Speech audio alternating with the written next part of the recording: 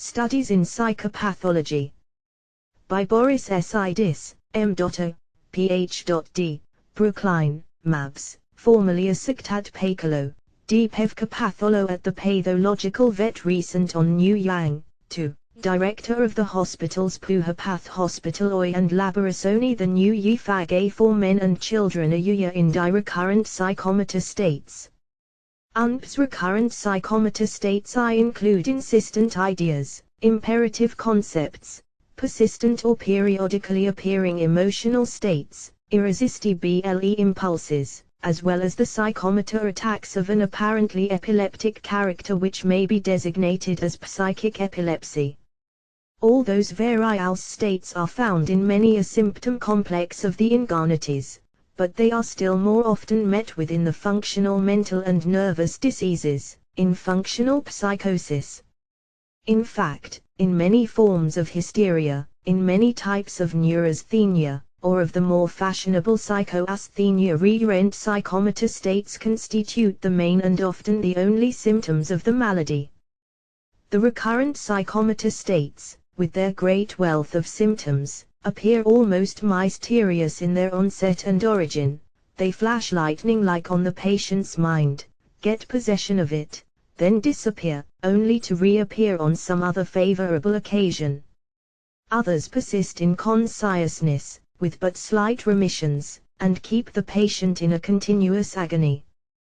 The patients are aware of the absurdity of the ideas and impulses, but they are powerless to resist them.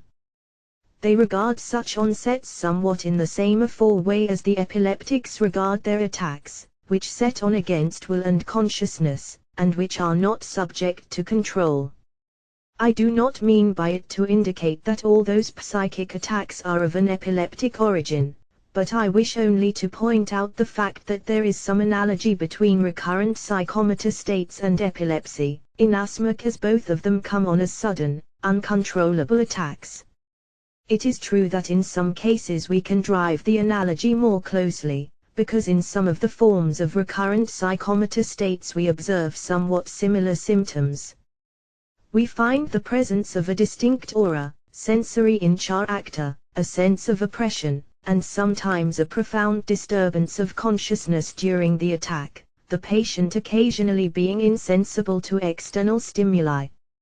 In some cases we even find a dazed state of consciousness, headache, and a condition of extreme fatigue after the attack is over.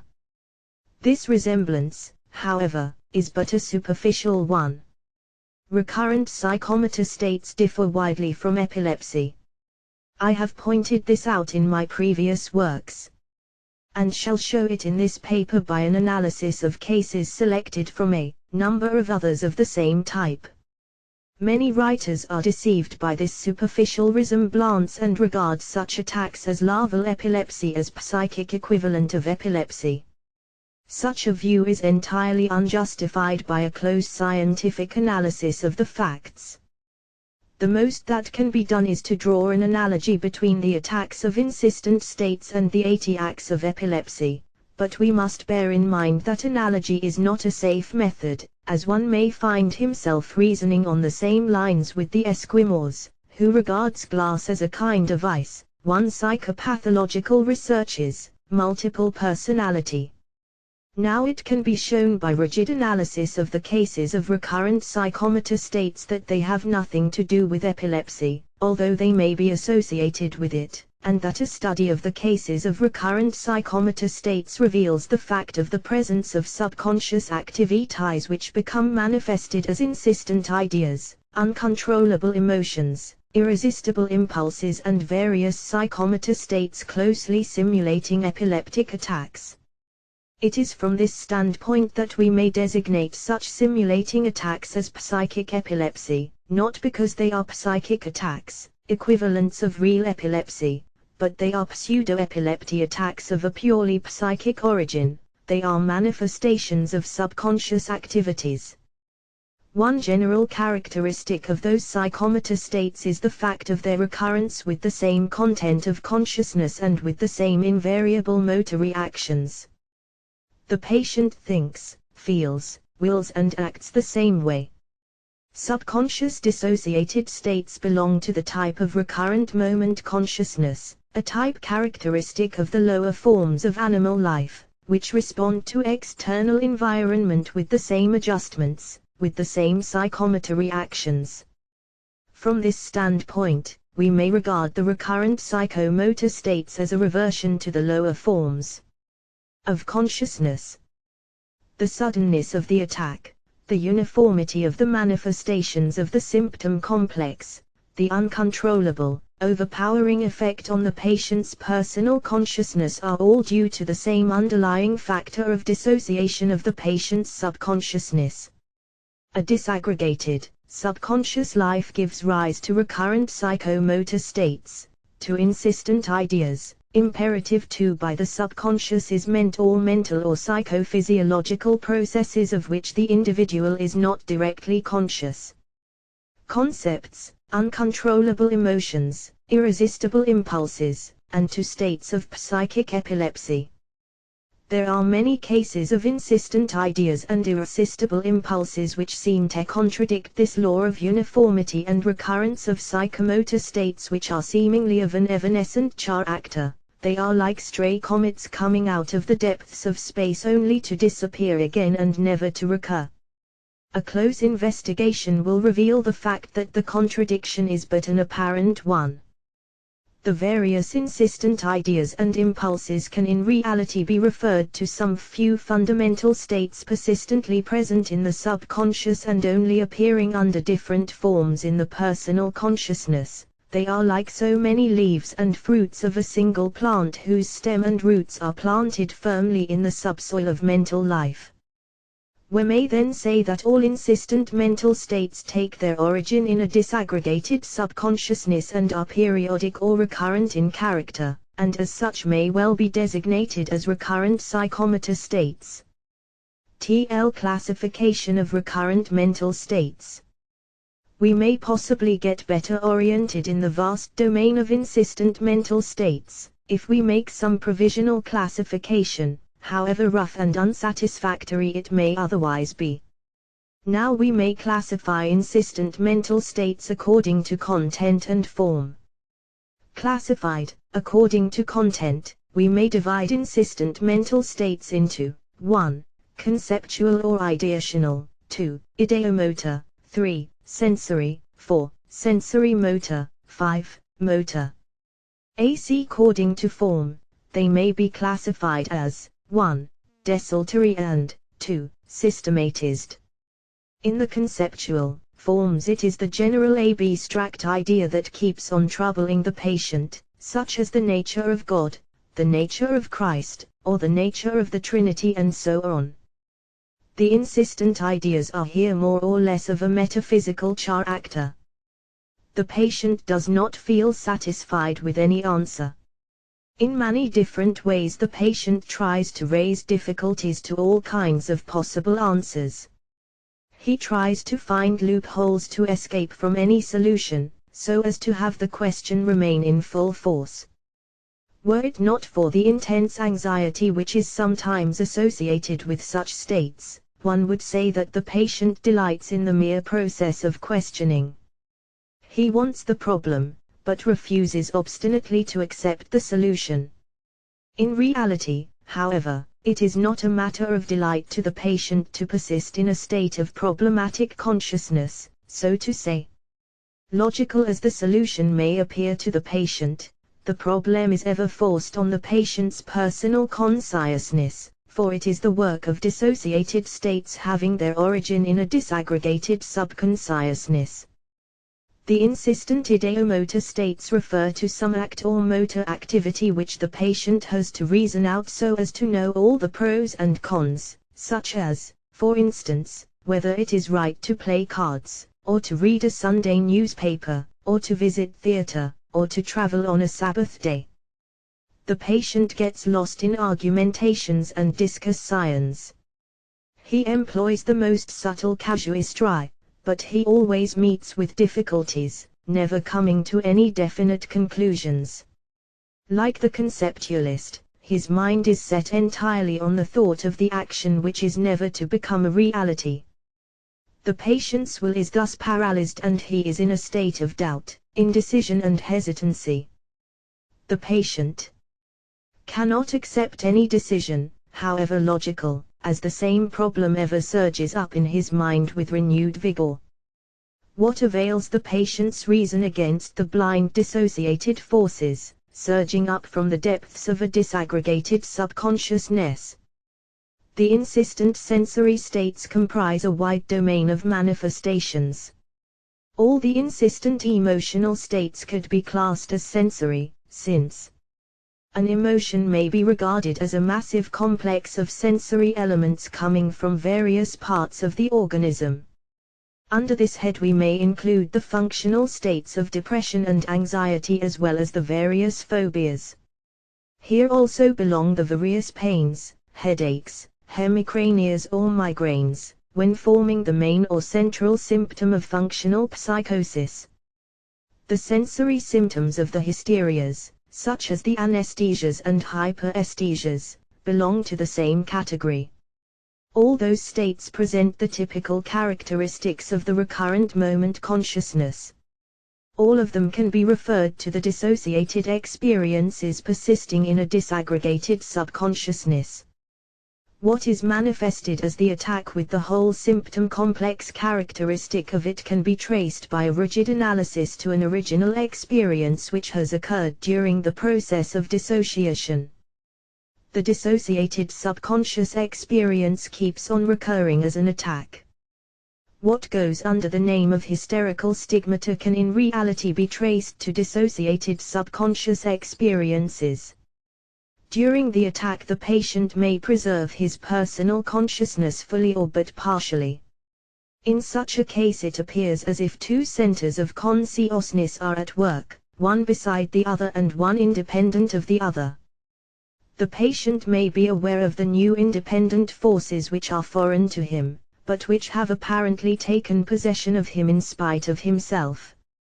The self seems to be torn in two, and consciousness is doubled.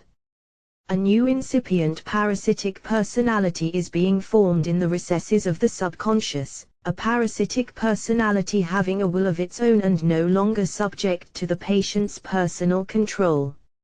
In other cases, again, the dissociated systems forming the parasitic personality may become fully manifested without the patient being aware of it. We have, then, two personalities in one organism working side by side, each apparently ignoring or not taking cognizance of the existence of the other. In other cases, again, the subconscious personality seems to take full possession of the principal focus of consciousness. The parasitic personality swamps the personal consciousness which sinks below the level of the active mental life and becomes submerged and no longer enters into active relations with the external environment. During such an attack the character of the person is changed and the memory is not bridged over as it is in the course of the normal associative activity. The functional recognitive elements are missing. Consciousness may know of those experiences, but does not know them as its own. It is enough to outline here in a general way the possible lines of mental dissociation, as the discussion may carry one far into the domain of psychopathology. What we want to bring out is the fact that the phenomena of recurrent or insistent mental states range here through various stages of dissociation and that they can all by analysis be referred to a condition of a disaggregated subconsciousness. The sensory motor and purely motor are closely interrelated, sometimes the sensory and sometimes the motor symptoms predominating in the total symptom complex, when examined from a clinical standpoint. Here belong the various functional or hysterical visceral disturbances, hemiplegias, paraplegias, paralyses and contractures, also the functional tremors of psychic origin, all the states of epilepsy of the psychic type known under the name of psychic epilepsy which so closely simulate typical epileptic attacks. Finally, to the same category belong the various types of tics. The dissociated subconscious states may appear in consciousness in a disconnected, disseminated form. They may appear as broken up sentences, phrases and sounds, or of images having no relation with one another. They may come and go in great confusion, often producing a chaotic condition in the patient's mind. The ideas keep on chasing one another, turning in circles without any rhyme and reason until the patient feels tired, exhausted and dazed by the kaleidoscopic whirl of the storm of ideas. Such insistent states may be designated as desultory. Quite often, however, the recurrent states are paranoidal in form. The ideas and feelings are well organized. The patient can give a clear interconnected account of his insistent states. In fact, the insistent states stand out in the patient's mind so clear and definite that the patient can give a detailed analysis of all the minutiae of the condition. It seems as if his gaze is almost microscopically distinct, the least relation and outline are noticed. The insistent mental state seems as if fixed, so that the mental picture is strongly impressed on the patient's consciousness and the vaguest detail cannot escape scrutiny. A wealth of associations is grouped around the central experience of the recurrent mental states, which form nuclei of highly organized groups of mental systems, arranged in an orderly array and logical relationship, forming an organic whole of a high degree of organization, the nature of which cannot be understood without a thorough exploration of the subconscious. Such recurrent mental states may be described as systematized. All those various manifestations can by close investigation into the patient's subconscious life be traced to active dissociated systems, having their origin in a disaggregated subconsciousness. Of course, the reader must be warned not to regard my classification of the recurrent mental states as final. I made this classification to bring some order into that vast domain of mental life, so that we could make a brief review of the phenomena we deal with. The classification is simply a rough outline of the various phenomena that may have their origin in dissociated states of a disorganized, disaggregated subconsciousness. I expect that the critical eye may detect in it a number of gaps, but the classification is offered as a provisional one which may possibly serve for practical purposes. Three main traits of dissociated states. One point is worthwhile to bring out, and that is the fact of recurrence, so highly characteristic of the activity of dissociated subconscious states or moments consciousness.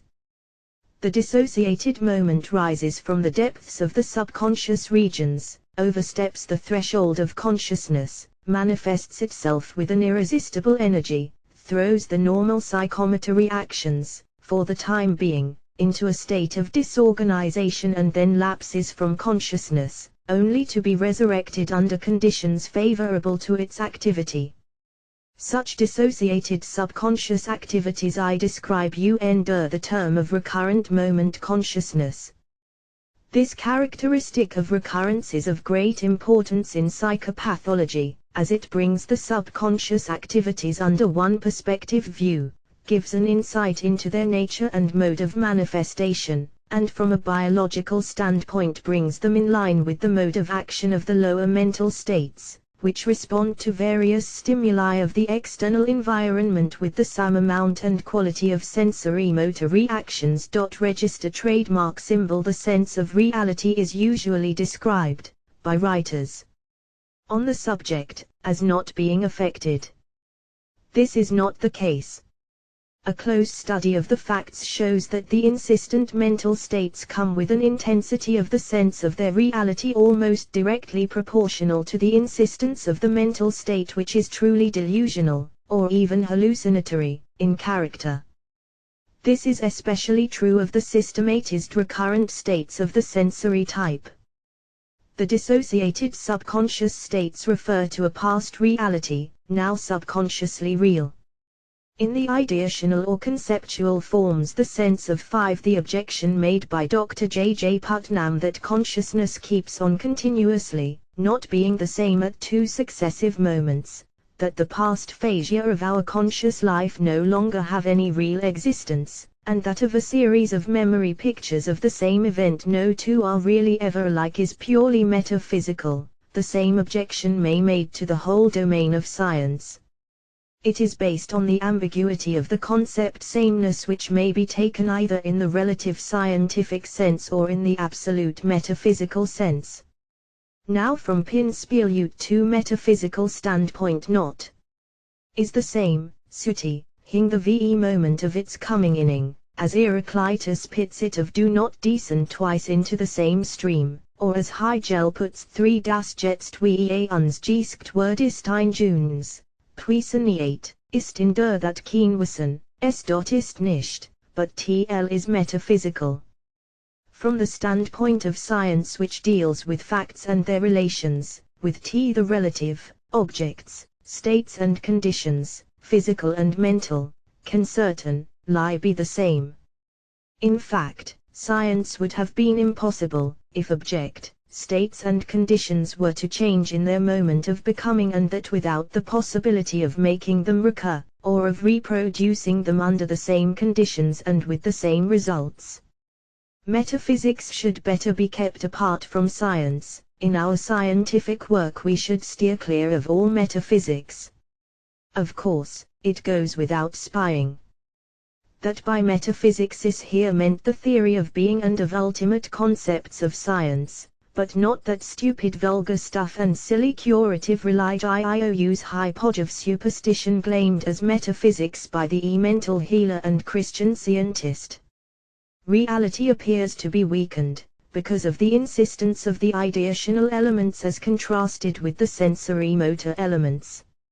Another important and striking trait of the dissociated states is the violence, I would almost say vehemence, with which they become manifested. They reveal an amount of energy which similar states do not possess in the normal condition, when the personal consciousness is in active relation with the external environment. The energy displayed is more than the individual is capable of putting forth under ordinary conditions of life. The sudden mysterious onset of subconscious states, foreign to the whole character of the individual, as well as the sudden display of energies until now unsuspected in the person, make those states appear as mystical in the eyes of the populace and the superstitious.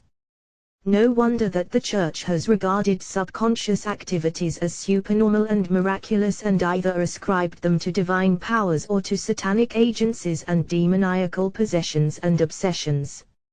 In our own time we have men devoting time and energy to the investigation of the supernormal nature of subconscious phenomena. In my previous works on the subject I have discussed the energy and violence of the eruption of subconscious forces as due to lack of inhibitions. This follows from the very nature of dissociation. Dissociated subconscious systems being released from all relations with other systems and groups of mental elements, being let loose, so to say, from all associative bonds, will naturally display an amount of energy unusual for similar systems under the normal conditions of mental association. Still, the phenomena of dissociation point to facts of a very important character. They point to an extremely important principle which, term the principle of potential subconscious energy, a principle which is of importance from a theoretical as well as from a practical therapeutic standpoint. I shall try to give a brief account of this principle of potential subconscious energy further on in this paper. Meanwhile, we should keep in mind two main characteristic traits of subconscious phenomena as manifested by dissociated states: recurrence and latent energy. It may also be well to bring out another point of interest which holds true of the various types of insistent mental states. They cannot be understood in the light of conditions under which they occur, or trill to say recur, since they bear no relation to their immediate environment, but to that under which the states have originally taken place. Unlike the mental states of the personal consciousness, which are characterized by direct adjustments to the present conditions, the insistent subconscious states are adjustments to past conditions. May we not describe insistent or recurrent mental states as resurrected moments? For hypnoidization and hypnoidal states, In order to get at the dissociated subconscious states, I have for many years employed a method which gives uniformly excellent results. I wish to attract the attention of the medical profession to this method of hypnoidization, as it is not only of theoretical importance for the purposes of psychopathological analysis, but it is possibly of still greater value for practical therapeutic purposes. This is all the more requisite, as recently some medical men have confused the method of hypnoidization with that of Breuer and Freud on the one hand and with Janet's method of distraction on the other. The three methods are radically different and are based on widely different principles. The nature of the states obtained by the method of hypnoidization as well as the character of the results differ fundamentally from those of the other two methods. I shall return to this point further on in the study. An investigation of the nature of suggestibility carried out by me in a former work led me to formulate the following laws and conditions of normal as well as abnormal suggestibility. I do not think I shall be accused of plagiarism if I take the liberty of quoting the table of normal and abnormal suggestibility from my Psychology of Suggestion. Normal suggestibility. Abnormal suggestibility. 1. Fixation of attention. 1. Fixation of attention. 2. Distraction. 2. 3. Monotony. 3. Monotony.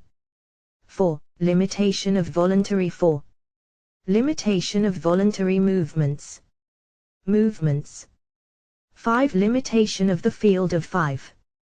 Limitation of the field of consciousness. Consciousness. 6. Inhibition. 6. Inhibition. 7. Immediate execution of the suggestion. It will be out of place in this study to give an account, however brief. The experiments and discussion of the results arrived at. I can refer those who are interested in the subject to the original work. For our present purpose it is enough to give here the principal laws formulated and the main results arrived at, which will help to comprehend clearly the full significance of the year of hypnoidization. In the same work 1 degree come to the conclusion result of the investigation that the nature of abnormal suggestibility is an disaggregation of consciousness, for slit, a scar, produced in the mind that may extend wider and deeper, ending at last in a total disjunction of the waking, guiding, controlling consciousness from the reflex consciousness. Normal suggestibility is of like nature. It is a cleft in the mind, only here the cleft is not so deep, not so lasting, as it is in hypnosis or in the state of abnormal suggestibility. The split is here but momentary, evanescent, fleeting, disappearing at the very moment of its appearance. We have also shown that the laws of normal and abnormal suggestibility may be stated as follows. Normal suggestibility varies as indirect suggestion and inversely as direct suggestion. Abnormal suggestibility varies as direct suggestion and inversely as indirect suggestion. The general law of suggestibility is, suggestibility varies as the amount of disaggregation, and inversely as the unification of consciousness. Now it is on those general laws and nature of relation of the personal consciousness to the subconscious that I have based my method of hypnoidization. In order to reach the dissociated mental states we have to lay bare the subconscious, and this can be effected by the conditions requisite for the induction of normal or abnormal suggestibility, conditions which bring about a disaggregation of consciousness. In cases, therefore, where hypnosis is not practicable and the subconscious has to be reached, we can effect a disaggregation of consciousness and thus produce an allied subconscious state by putting the patient under the conditions of normal suggestibility, fixation of attention, distraction, monotony, limitation of the voluntary movements, limitation of the field of vision, inhibition and immediate execution. This is precisely what the method of hypnoidization consists in. The patient is asked to close his eyes and keep as quiet as possible, without, however, making any special effort to put himself in such a state. He is then asked to attend to some stimulus such as reading or singing, or to the monotonous beats of a metronome. When the reading is over, the patient, with his eyes shut, is asked to repeat it and tell what comes into his mind during the reading, or during the repetition, or immediately after it. Sometimes the patient is simply asked to tell the nature of ideas and images that have entered his mind. This should be carried out in a very quiet place, and the room, if possible, should be darkened so as not to disturb the patient and bring him out of the state in which he has been put. As modifications of the same method, the patient is asked to fixate his attention on some object while at the same time listening to the beats of a metronome. The patient's eyes are then closed. He is to keep very quiet, while the metronome or some other monotonous stimulus is kept on going. After some time, when his respirations and pulse are found somewhat lowered, and he declares that he thinks of nothing in particular, he is asked to concentrate his attention on a subject closely relating to the symptoms of the malady or to the submerged subconscious states. The patient again may be asked to keep very quiet, to move or change position as little as possible, and is then required to look steadily into a glass of water on a white background, with a light shining through the contents of the glass. A mechanism producing monotonous sounds is set going, and after a time, when the patient is observed to have become unusually quiet, he is asked to tell what he thinks in regard to a subject relating to his symptoms. He may be asked to write the stray ideas down, if speaking aloud disturbs the induced states favorable to the emergence of the dissociated mental states. In some cases it is sufficient to put the patient in a very quiet condition, have his eyes shut and command him to think hard of the particular dissociated states. This mostly succeeds in the case of patients who are also somnambulists.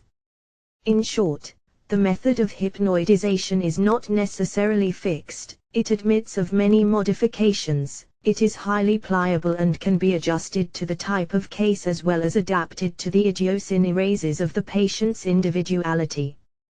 This method of hypnoidization has nothing in common with Freud's method, nor with Janet's method of distraction. Freud's method is based on the course of normal associative activity, while the method of hypnoidization is based essentially on the process of dissociation by inducing a slight state of disaggregation of consciousness. From Janet's method of distraction, that of hypnoidization differs fundamentally in that it is not at all based on distraction, but on the conditions of monotony and sensory motor limitations. In contrast to Janet's method of distraction, hypnoidization may be characterized as the method of monotony. VV hypnoidal states. What do we produce by the method of hypnoidization? We produce a peculiar state which, for the lack of a better term, I designate as hypnoidal. What is the hypnoidal state? The hypnoidal state is essentially a borderland state. The subject is apparently awake and seems to be in full possession of all his powers, and still he is more closely in touch with the dissociated experiences than he is otherwise in the full waking state. Perhaps the sub-waking state would possibly be an apt term for the hypnoidal condition. The subject seems to hover between the conscious and the subconscious, somewhat in the same way as in the half-drowsy condition we hover between wakefulness and sleep. The hypnoidal state is not a stable condition, it keeps on fluctuating from moment to moment, now falling more deeply into a subconscious condition in which outlived experiences are easily aroused, or again rising to the level of waking states. In such conditions the patient often tells you something has come, but it is gone. The hypnoidal state has changed, it has become lighter, and the dissociated moments have become again submerged.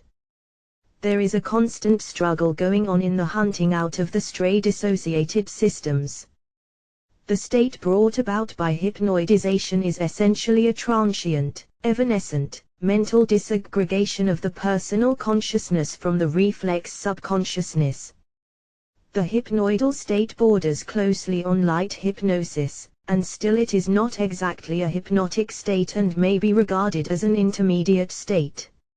In a series of experiments on the nature of sleep of lower animals as well as of infants and adults, now being carried on by me at the Physiological Laboratory of Harvard Medical School and in my own laboratory, the facts tend to indicate that the hypnoidal state is intermediary between hypnosis and sleep on the one hand and the waking state on the other. The relation may be represented by the following diagram. The hypnoidal state may either lead to sleep or to hypnosis. The close relationship of the hypnoidal state and of hypnosis is sometimes forcibly brought to the attention of the experimenter. Some patients, while in the hypnoidal state, are observed to become unusually quiet, less talkative, become relaxed, and after a time a distinctly cataleptic condition of the extremities may be observed. The patient has apparently passed into hypnosis. In most of the cases the hypnosis is of very brief duration, while in a few cases the hypnosis may become lasting and deep. On the other hand, in many cases the subject falls into a sleeping state without as much as touching on hypnosis. The hypnoidal state is an intermediary state, intermediate between the waking state, sleep and hypnosis. Subwaking may possibly be an appropriate descriptive term of the character of the hypnoidal state. The subwaking hypnoidal state, like sleep and hypnosis, may be of various depth and duration. It may range from the fully waking consciousness and again may closely approach and even merge into sleep or hypnosis. The same patient may at various times reach different levels, and hence subconscious experiences which are inaccessible at one time may become revealed at some subsequent time, when the patient happens to go into a deeper level of the hypnoidal state.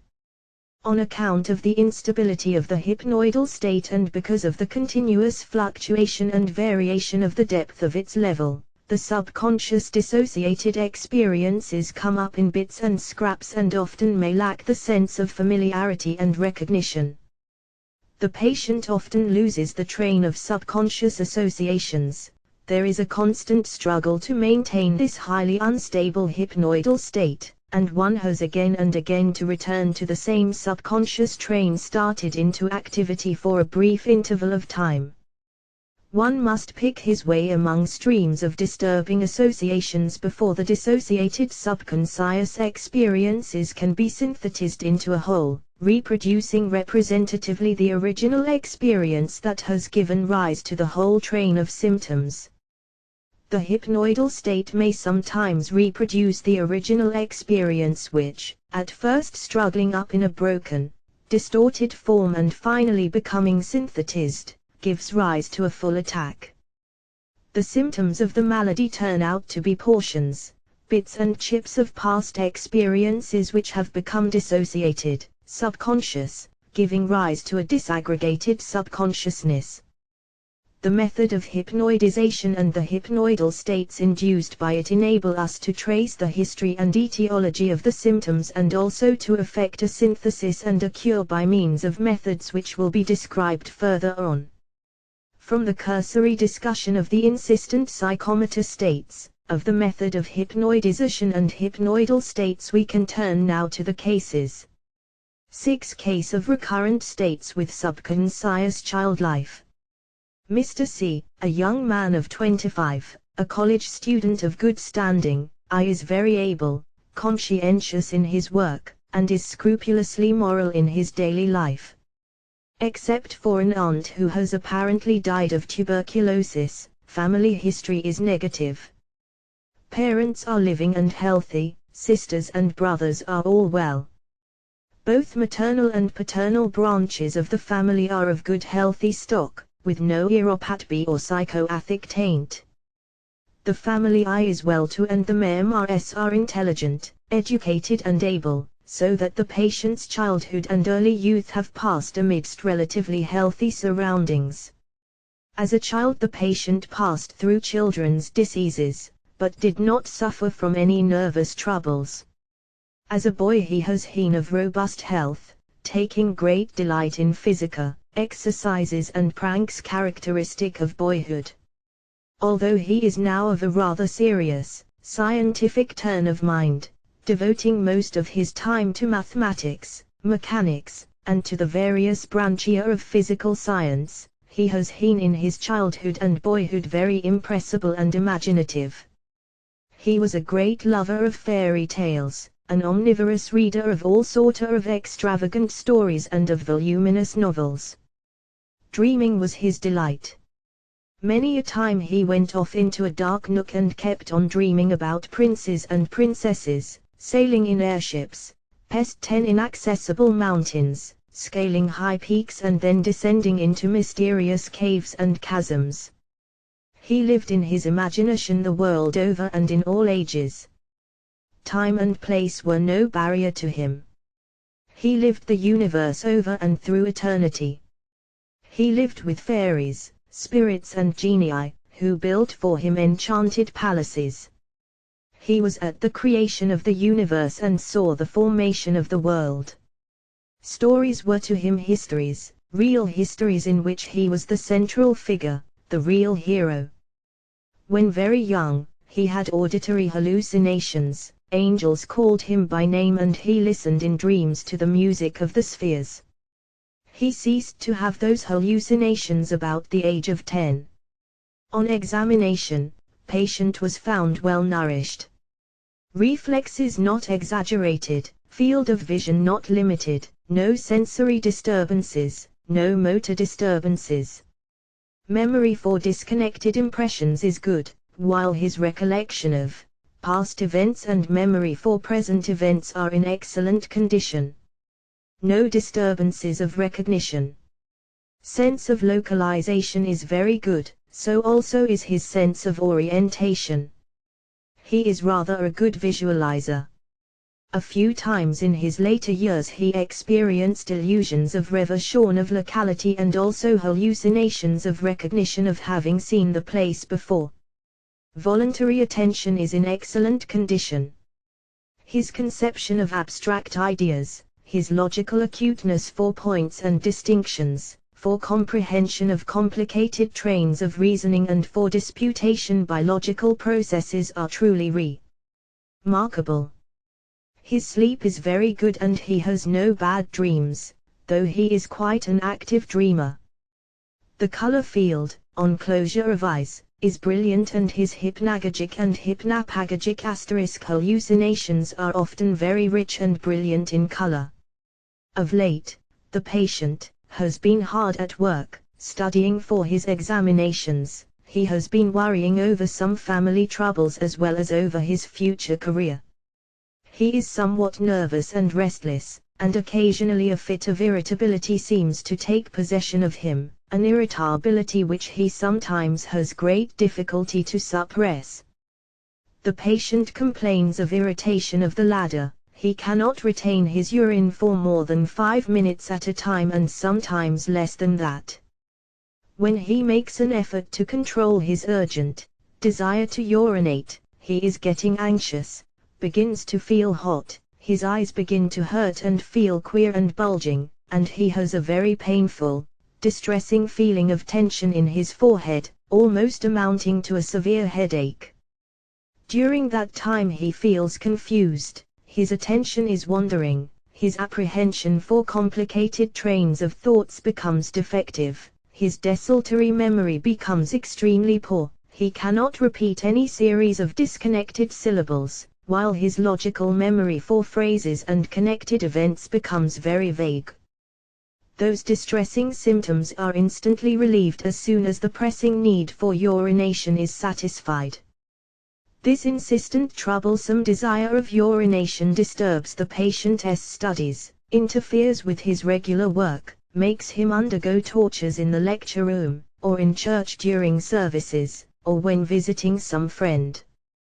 When, however, he gets greatly interested and absorbed in his work or in some conversation, the insistent distressing desire disappears for hours together.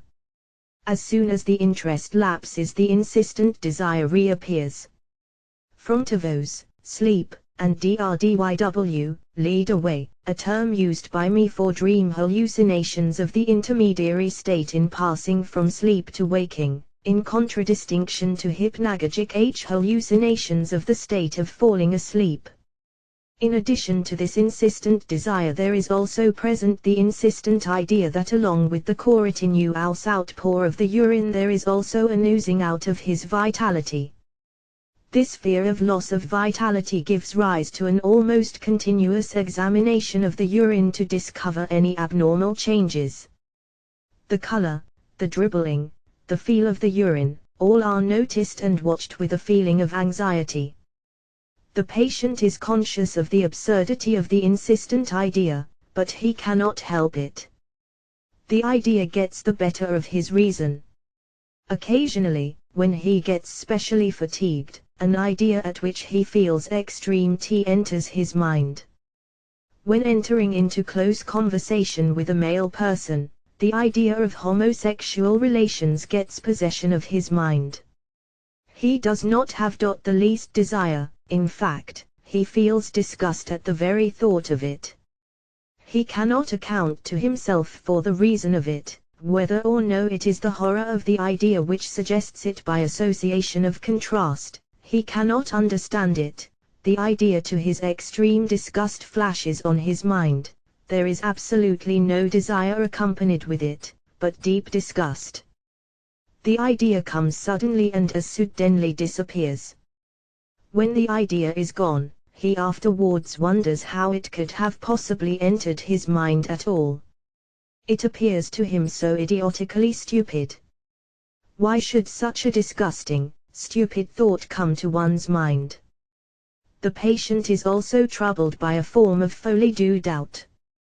He is not sure that the addresses on his letters are correctly written, and no matter how many times he may read them over, he cannot feel assured that the addresses are correct. Someone else must read them and assure him that the letters are addressed correctly. In the absence of others, he has devised the plan of copying the address from the envelope. This is somewhat more satisfactory, but then sometimes he is seized with the idea that maybe the copying is wrong. Now and then he can help himself out by reading the address aloud. The seeing, reading aloud, the hearing of the words read and the feeling of pronouncing the words, along with the movements of copying, all those sensory stimuli seem to help to intensify the sense of reality and increase the feeling of assurance in the real correctness of the address. When he has to write many letters, sometimes a sudden fear gets possession of him that he had interchanged the otters and had put them into the wrong envelopes. He has then to tear open the envelopes and look the letters over and over again to assure himself that the letters have been put by him into the right envelopes. He becomes satisfied when assured by someone else.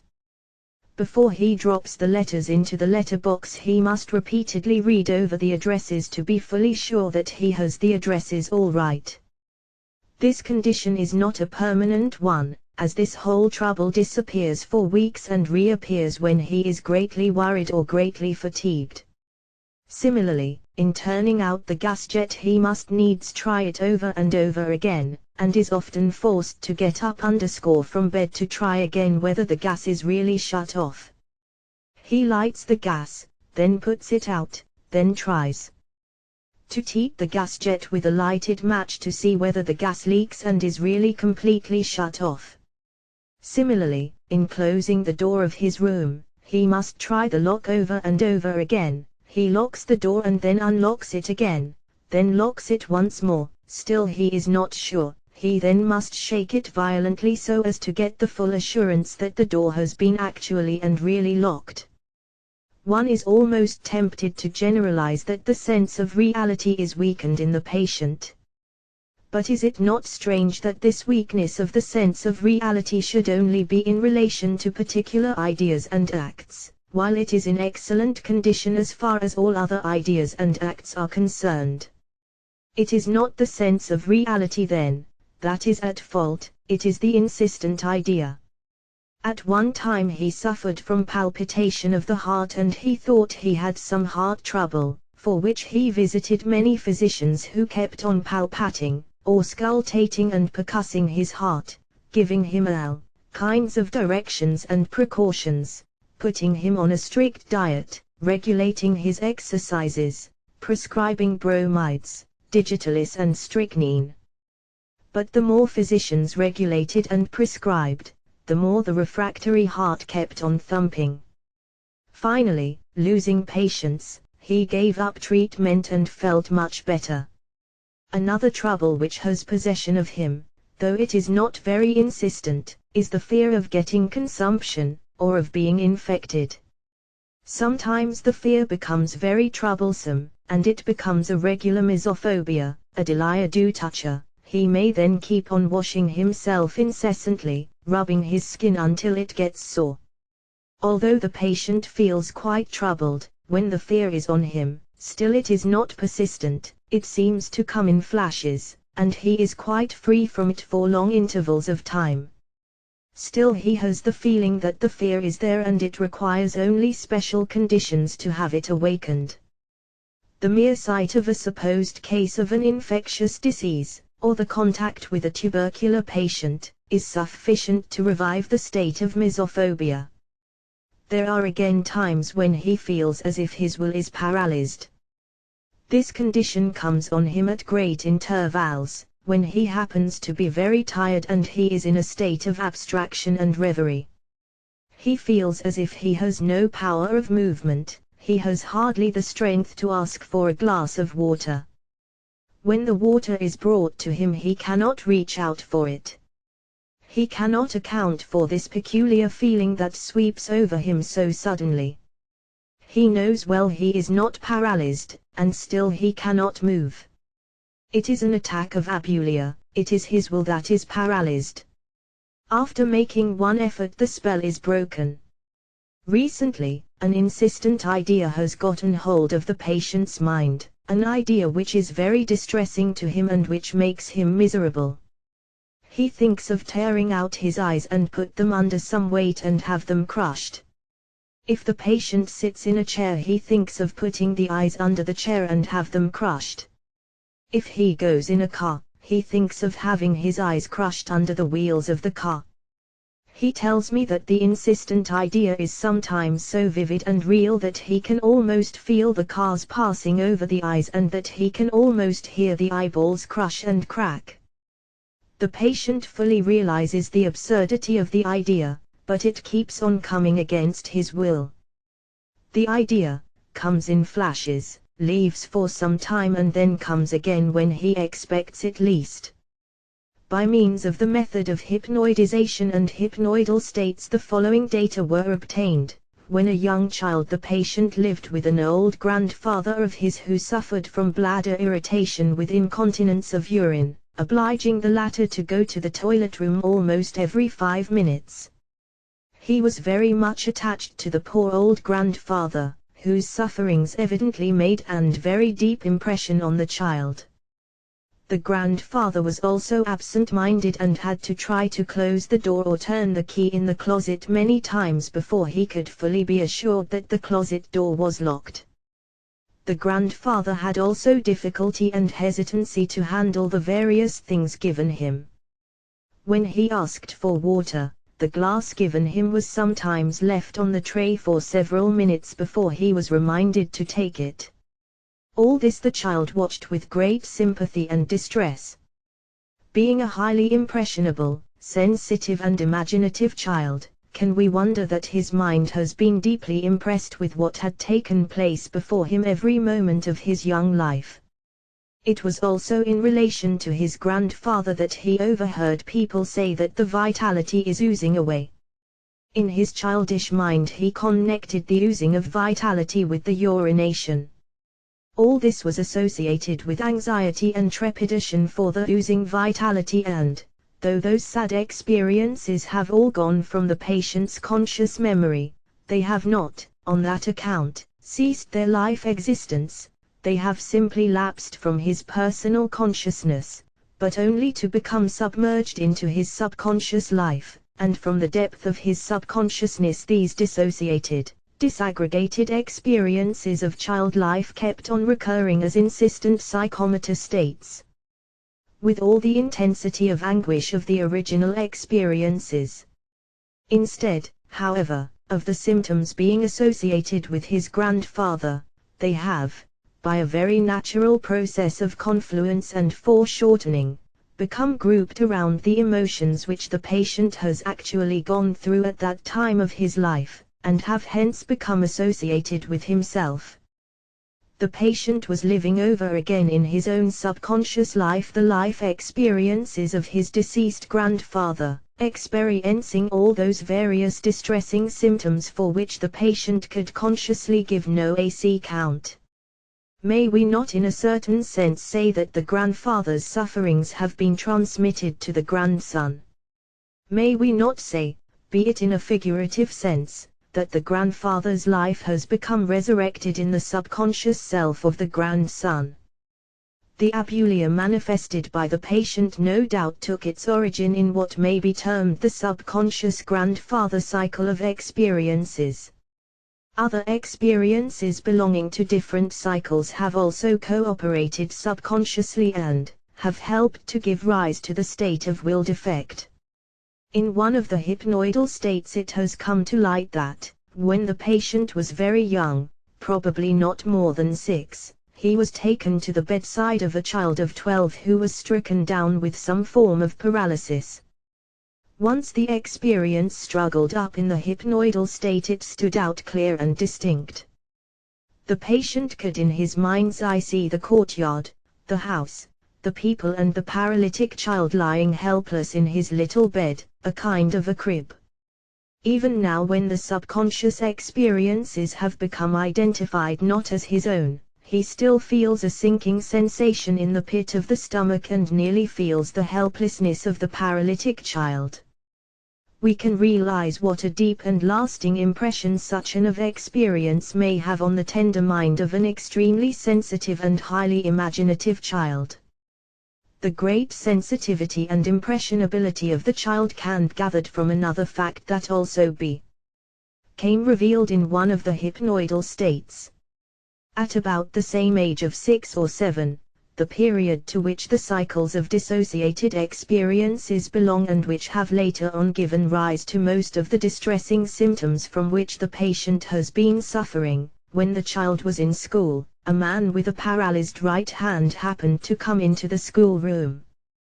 The child represented to himself vividly this same condition of paralysis in his own hand. He felt his hand and fingers growing powerless and his arm hanging limp by his side.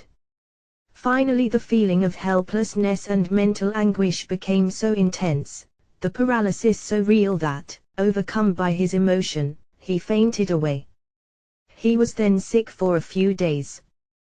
There is little doubt that such experiences have largely contributed to the patient's abulic state, in which his will to move his limbs and especially his hand is paralyzed.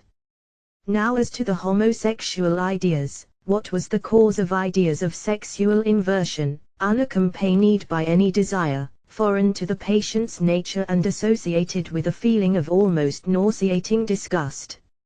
In one of the hypnoidal states, subconscious experiences emerged, which, after a little tapping and close following of the course of the warped train of subconscious associations, finally assumed the shape of the following connected account. When about the age of 8½ he entered a private school in which there were also boys of the age of 16. 2 of those boys gained his friendship and one day took him out for a walk into the woods. There they told him of a secret club they had formed and asked him to join it.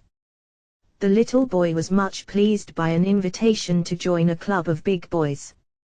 They then took him farther away into the woods, into some lonely corner, where they proceeded to enter into homosexual relations and urged him to imitate them, ending their urgings by forcible seizure. The little fellow got frightened and ran. The big boys gave chase, but they soon gave it up, as he hid himself in some thick bushes. He told his parents about it and was taken out of the school. This experience lapsed from his conscious memory, but remained firmly imprinted on his subconscious memory, giving rise to the apparently unaccountable homosexual ideas at which he felt so much disgust.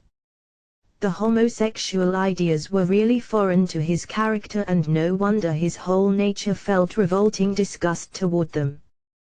There are other ideas, some of an insistent, some of a pleasing character, some of an apparently persisting schizotic type, ideas and ideals, unaccountable on any other view, but on the theory of dissociated states and disaggregated subconsciousness. We cannot possibly describe here all of them, but we can bring a couple, typical of the rest. Why should the patient be pleased and even become sexually excited at the sight of a green petticoat? Why should the smell of heated iron, the sight and feel of starched clothes be so agreeable and even sexually exciting? Why should a prominent abdomen, large hips, long, pendulous breasts, a few small black patches, interspersed with some little red pimples on the face have a sexual attraction and possess the significance of sexual stimulations? Why, again, should his ideal of feminine beauty be jet black, curly hair, large, black, lustrous eyes, a pale, somewhat dark skin, a pouting mouth, a low forehead and a slightly protruding chin? The method of hypnoidization and the hypnoidal states induced give an insight into those apparently unaccountable and whimsical mental states and reveal their origin in subconscious states of his early boyhood and childhood. Now in the hypnoidal states the image of a female figure emerged, a figure which the patient recognized as a nurse of his whom he had up to his 5th year. She was a young woman of not more than 30, of tall stature, with big hips and pendulous breasts, her face bearing the markings of small black plaster patches and red pimples. He sees her ironing some white goods while he tucks and pulls at her dress, at her green petticoat. She used to fondle him, kiss him, embrace him and press him to her breasts, with which she often let him play. All those subconscious experiences of the patient's childhood have helped to endow definite sensations and peculiar physical characteristics with an otherwise unaccountable attraction and sexual significance. Likes and dislikes, however trivial, especially if they belong to the fundamental instincts, are not accidental matters of chance, with no reason and meaning. They can be traced, if one is sufficiently persistent with the hypnoidal state and the method of hypnoidization, to definite dissociated, subconscious activities. Similarly, in the case of the patient's ideal of feminine beauty, the method of hypnoidization and the hypnoidal states brought out the underlying subconscious states. When the patient was of the age of 7, he lived in the same house with his maternal aunt, who had a little girl who was his companion in his plays and games, whom he worshipped and adored. It was that little cousin of his that had possessed all those physical characteristics: black, curly hair, large, black, lustrous eyes, a low forehead, a pouting mouth, a pale, dark skin, a slightly protruding chin, characteristics which have formed the foundation of his ideal of feminine beauty. These subconscious states, the basis of the ideal of feminine beauty, gathered all the more latent force from the circumstance that the little girl fell a victim to an infectious disease, scarlet fever, and the little fellow stood at the deathbed of his little cousin. All those experiences may be regarded as belonging to the patient's sexual cycle of subconscious life activity. We may turn now to other subconscious systems which may be designated as the infectious cycle. What is the origin of the patient's misophobia? Why and whence his fear of death and palpitation of the heart? As a very young child and at a very tender age he had a rather rich experience in witnessing death agonies. He was present at the deathbed of his great-grandmother just at the moment when she gave up her ghost in the arms of his grandfather. He also watched the death agonies of his aunt who died of tuberculosis. When at the age of 7.5 an epidemic of scarlet fever broke out in the house, his sister, his younger brother and the little girl, his cousin, fell victims to the contagious disease, and he was present at their deathbed. During the hypnoidal states, an image of a figure suddenly appeared before the patient's mind, held the hand over the heart, then fell with blood gushing from its mouth. The patient could not identify the figure, but he felt it was some real experience. It is quite probable that this related to some actual event of his very early childhood. The fear of infection and of death, as well as the palpitation of the heart consequent on such fears, were, by means of the method of hypnoidization and the hypnoidal states induced, traced, as have been the rest of the recurrent psychomotor states, to dissociated subconscious experiences. But why those insistent ideas about the eyes? For some time this could not be answered. One time, however, the patient happened to go into a deep hypnoidal condition. He fell into one of those intermediary states closely bordering on hypnosis. In this intermediary subconscious state, new episodes from the patient's child life emerged. We may characterize this cycle of subconscious experiences as the great-grandmother episode. An ancient great-grandmother of his lingered in the same house with the patient. While in his deep hypnoidal state, the patient could clearly see the tall figure of his great-grandmother. She was greatly emaciated, skin and bone, and he stood in awe of her. Now this great-grandmother of his suffered from inflammation of the eyes. In his hypnoidal state, the patient could recollect the many different liquids she used as washes for the eyes. She lived in a dark room and complained she could not see, the eyes pained her stomach. And now a new experience emerged. Once the patient happened to get an inflammation of the eyes. How he dreaded those great-grandmother's bottles. And now he had to undergo the ordeal of having his eyes bathed by his great-grandmother's various washes. He also remembers some horrible stories told of people who have pains in the eyes, how the eyes swell and bulge and then crack and burst. He also recollects stories of people with glassy eyes who can take the eyes out and have them crushed and erect by passing objects. We can well imagine what a deep and lasting, though subconscious, influence such gruesome tales may exert on the sensitive mind of a highly imaginative child. Thus, by means of the method of hypnoidization and of the hypnoidal or intermediary states, the various threads of the complex web of insistent or recurrent psychomotor states with their concomitant symptoms have been traced to dissociated subconscious activities having their origin far back in the dim regions of the patient's child life. The dissociated subconscious experiences, like the moment consciousness of low types, kept on recurring with the same or similar mental content and psychomotor reactions, giving rise to apparently unaccountable, irrational, insistent ideas and emotions, deeply affecting the patient's self-consciousness.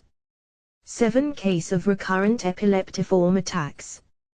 From the investigation of a case presenting a rich and highly trained mental life, we may, as a contrast, pass to one whose mental life and aggregated subconsciousness are rather poor and meager.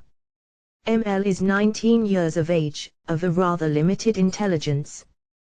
He works as a shop boy amidst surroundings of poverty and leads a hard life, full of privations.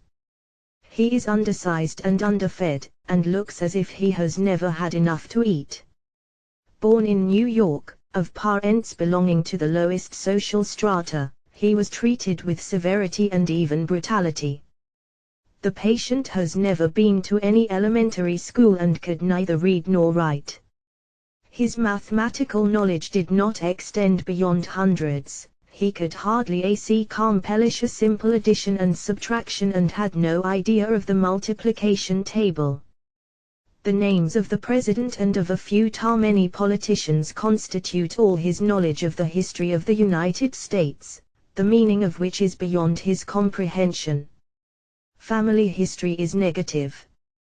As his parents died when the patient was very young, and he was left without kith and kin, so that no data could possibly be obtained. Physical examination is negative. Field of vision is normal, there are no sensory disturbances. The process of perception is normal, and so also is recognition. Memory for past and present events is good. His power of reasoning is quite limited and the whole of his mental life is undeveloped, embryonic. His sleep is sound, dreams little, but wets his bed since his childhood. Digestion is excellent, he can digest anything in the way of eatable.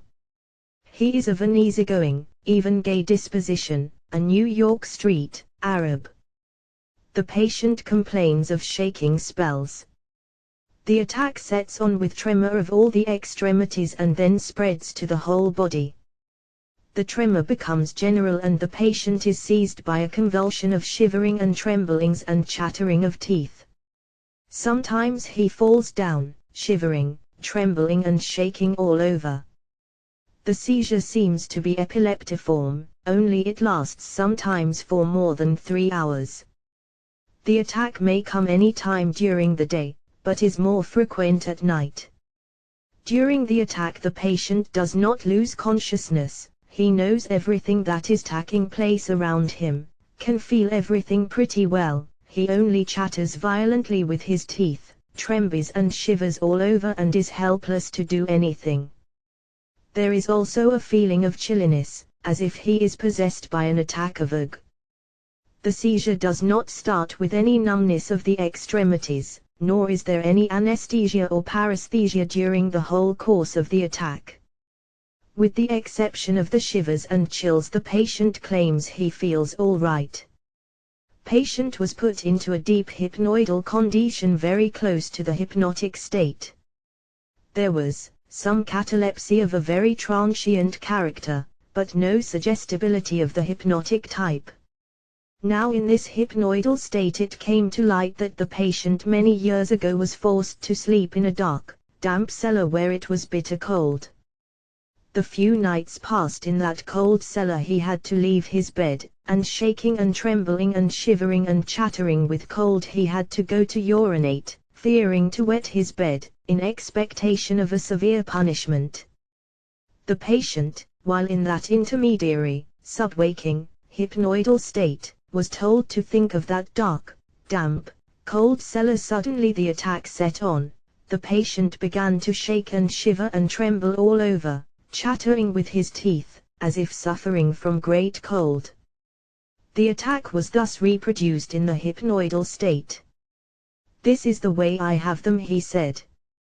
During this attack no numbness, no sensory disturbances, were present.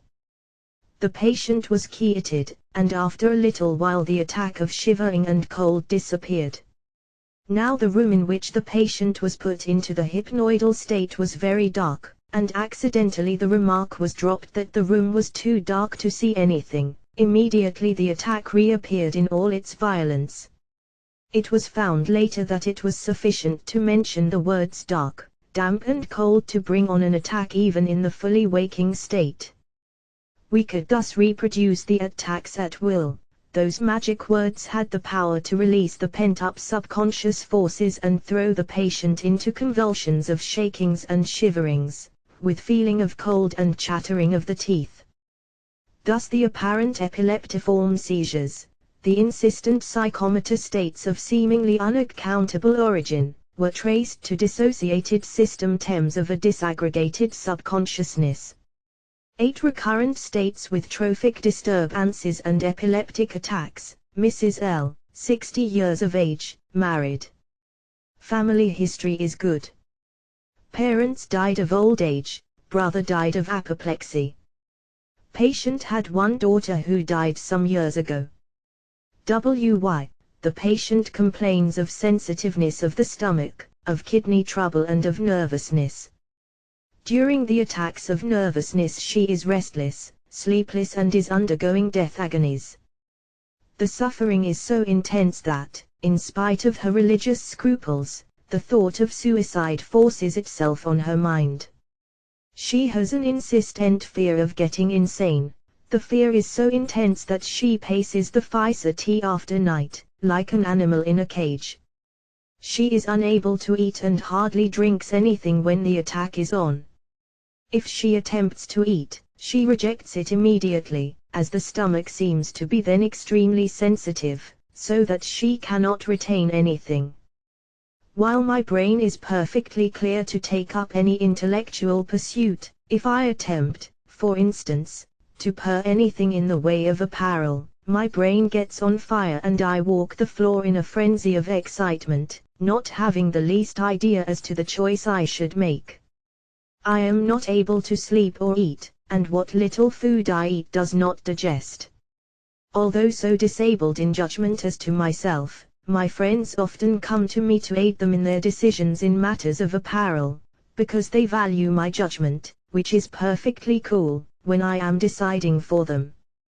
Though the oculists do not find anything special the matter with her eyes, she complains of weakness and occasionally of complete darkness settling on the eyes, at first in the form of a mist and then, becoming denser, ends in total darkness, a form of functional amblyopia.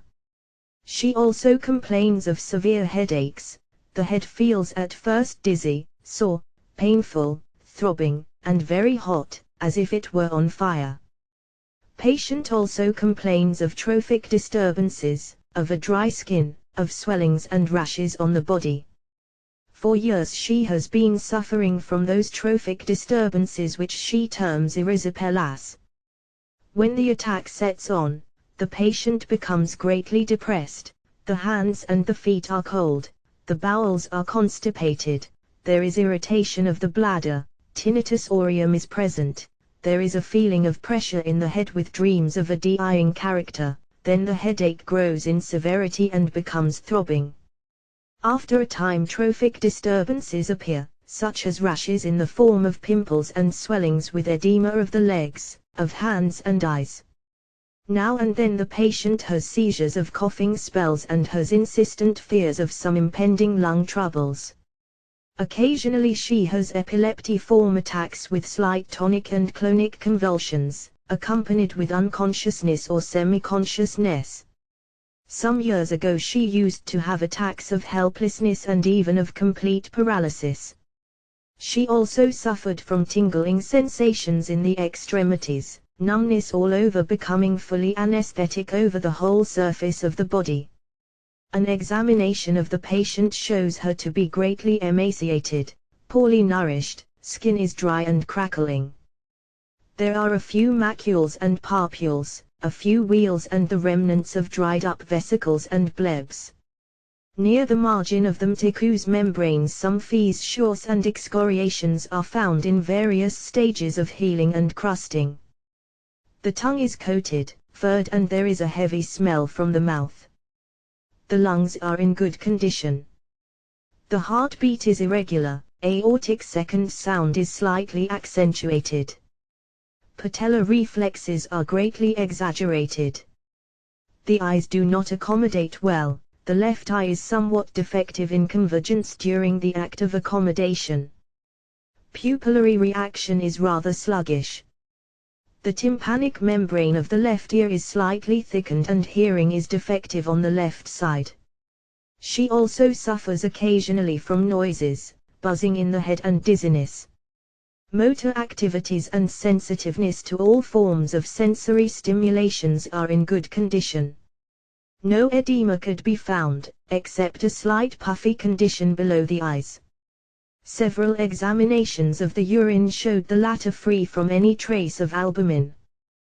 Patient can see well, but she gets easily fatigued when reading or sewing. A darkness then comes over her and everything seems to be enveloped in a mist which is getting heavier and thicker. Field of vision is fully normal. No reversion of the color field is present. Memory for present and past events is excellent. Attention is very good, but she cannot keep up her concentration of attention for any length of time. She then begins to complain of fatigues and sometimes gets an attack of severe headache, with all the symptoms associated with it. Intellectual powers are well preserved and, in fact, are quite vigorous.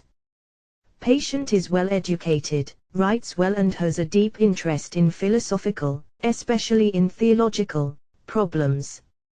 Hypnagogic and hypnapagogic hallucinations are well developed. Field of vision on closure of the eyes is very rich in colors.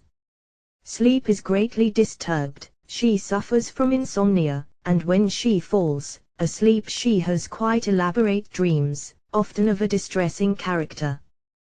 Once she had a visual hallucination of her daughter, and another time she had the peculiar hallucination of the reality of the presence of her daughter, who did not appear to the bodily senses but to the inner mental vision, a form of pseudo-hallucination.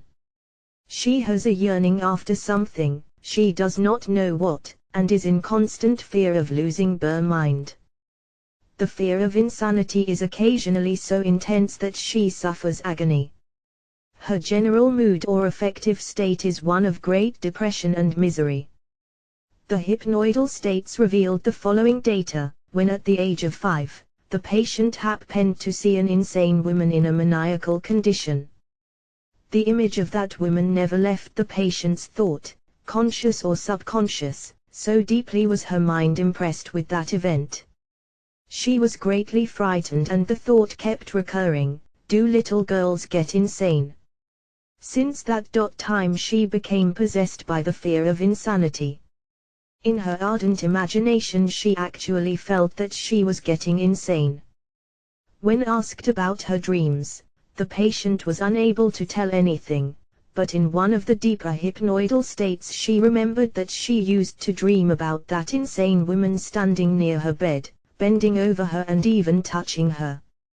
Many times she was in such an agony of fear that she wanted to cry out, but was unable to do it. When she woke up, she cried in great terror. When the patient gave birth to her child, she was afraid the child would get insane. Many a time she even had the feeling as if the child was insane. Thus the fear of insanity is traced to an experience of early childhood, an experience which, having become subconscious, is manifesting itself persistently in the patient's consciousness.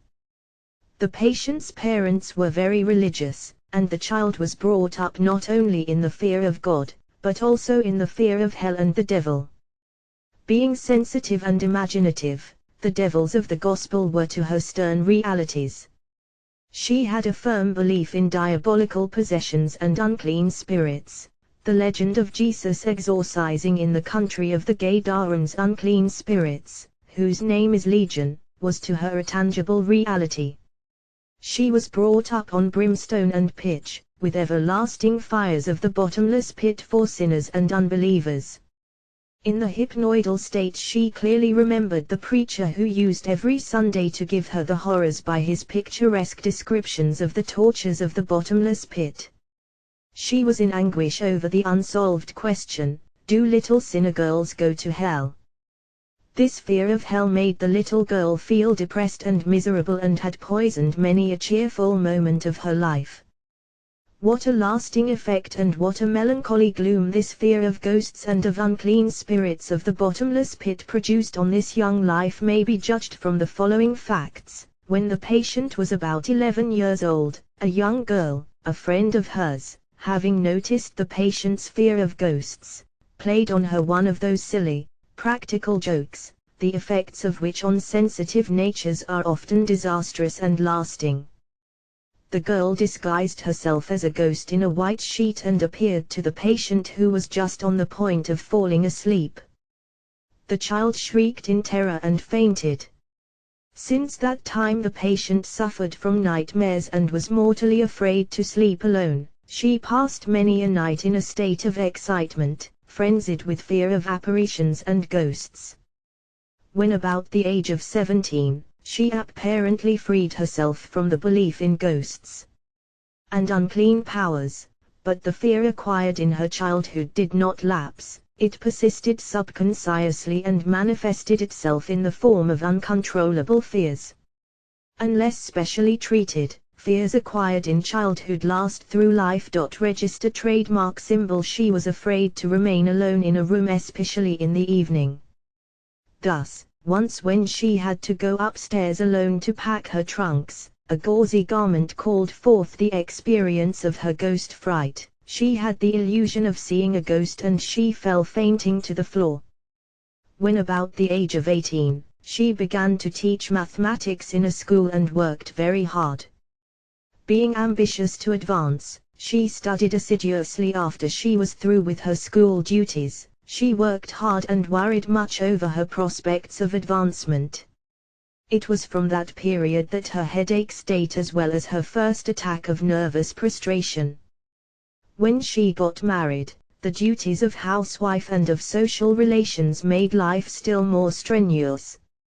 Mother and everything same also, the great Italianian physiologist, told to ID, Evark, every firig t height given him, I remain like minute splinters it in the speakos him all his terlogers. An old soldier whom I naked had bis test fears been, answered me thus, I have had one, but it pursues me still. I am nearly 70 years old, I have looked death in the face I do not know how many times, I have never lost heart in any danger, but I pass a old church in the shades of the forest, or a deserted chapel in the mountain, always, you remember 8 elected oratory in my native village, and look around, as off seeking the of a murdered man which I once saw it when a child, and with which an old servant wanted to shut me up to make me good here, too. Subconscious experiences have persisted throughout lifetimes who'd served only to increase the nervous strain, all the more so as her child was constantly ailing up to the age of 5. After years of devotion and of motherly self-sacrifice she succeeded in bringing up her daughter, who became the very soul of the patient's being. What a fearful blow it must have been to this frail woman when her only daughter, in the full bloom of her young womanhood, at the age of 20, began to ail, to sink in health, and was declared an incurable case of tuberculosis. Day and night did the unfortunate mother watch in anguish over her only child. She actually lived through the distressing cough, the gastric and trophic disturbances, the loss of appetite, the nausea, the inability to retain food, the weakness, the helplessness and the complete prostration of her daughter who did her best to cheer her poor suffering mother who, with an aching heart, eyes blinded with tears and with a mind distracted by anguish and anxiety, felt her head in a whirl, choking sensations, darkness, fainting spells began to seize on her, spells of darkness, against which she struggled in throes of convulsions. In one of the hypnoidal states I happened to press on the throat, accidentally producing choking sensations, when the patient began to feel faint and, losing consciousness, became convulsed with epileptiform tonic and clonic contractions. The state of unconsciousness, of semi-consciousness or of dammatus tandi lasted about 25 seconds. The patient coming back with a deep sigh and with no memory of what had taken place during the attack. I was thus enabled to reproduce at will the original attacks. The patient told me that with all her faith in the Lord she rebelled against Providence. Have blasphemed the Lord, he is not as good as a loving mother. The daughter passed away in the arms of the mother, who from that time on had been living through the disease of her child with all the symptoms of trophic disturbances and death agony, but much more complicated and intensified by the agony which she herself had then undergone. Dress, receptions, visits became painful to her, because of the daughter with whom all those enjoyments have been associated. The whole life experience of that period of anguish has left but a vague trace, has apparently lapsed from the patient's consciousness, but has really persisted in her subconsciousness and has been forcing itself with all the more vehemence on the patient's personal self. All those symptoms, however, entirely disappeared during the treatment. Thus the whole symptom complex of the disease could by means of the hypnoidal states be traced to dissociated, submerged subconscious experiences recurring in the form of attacks of insistent mental states or of recurrent psychomotor states. 9 persistent fears with attacks of hemicrania. Mr. D, a young man of 25. Born in Poland. Family history could not be obtained, but as far as it could be ascertained, the parents as well as the brothers and sisters are all well. An examination of the patient reveals nothing abnormal as far as physical and mental functions are concerned. Patellar reflex is but slightly irritated. There are no sensory, no motor disturbances. Hypnagogic and hypnapagogic hallucinations are rich and varied. The emotional side is fairly well endowed.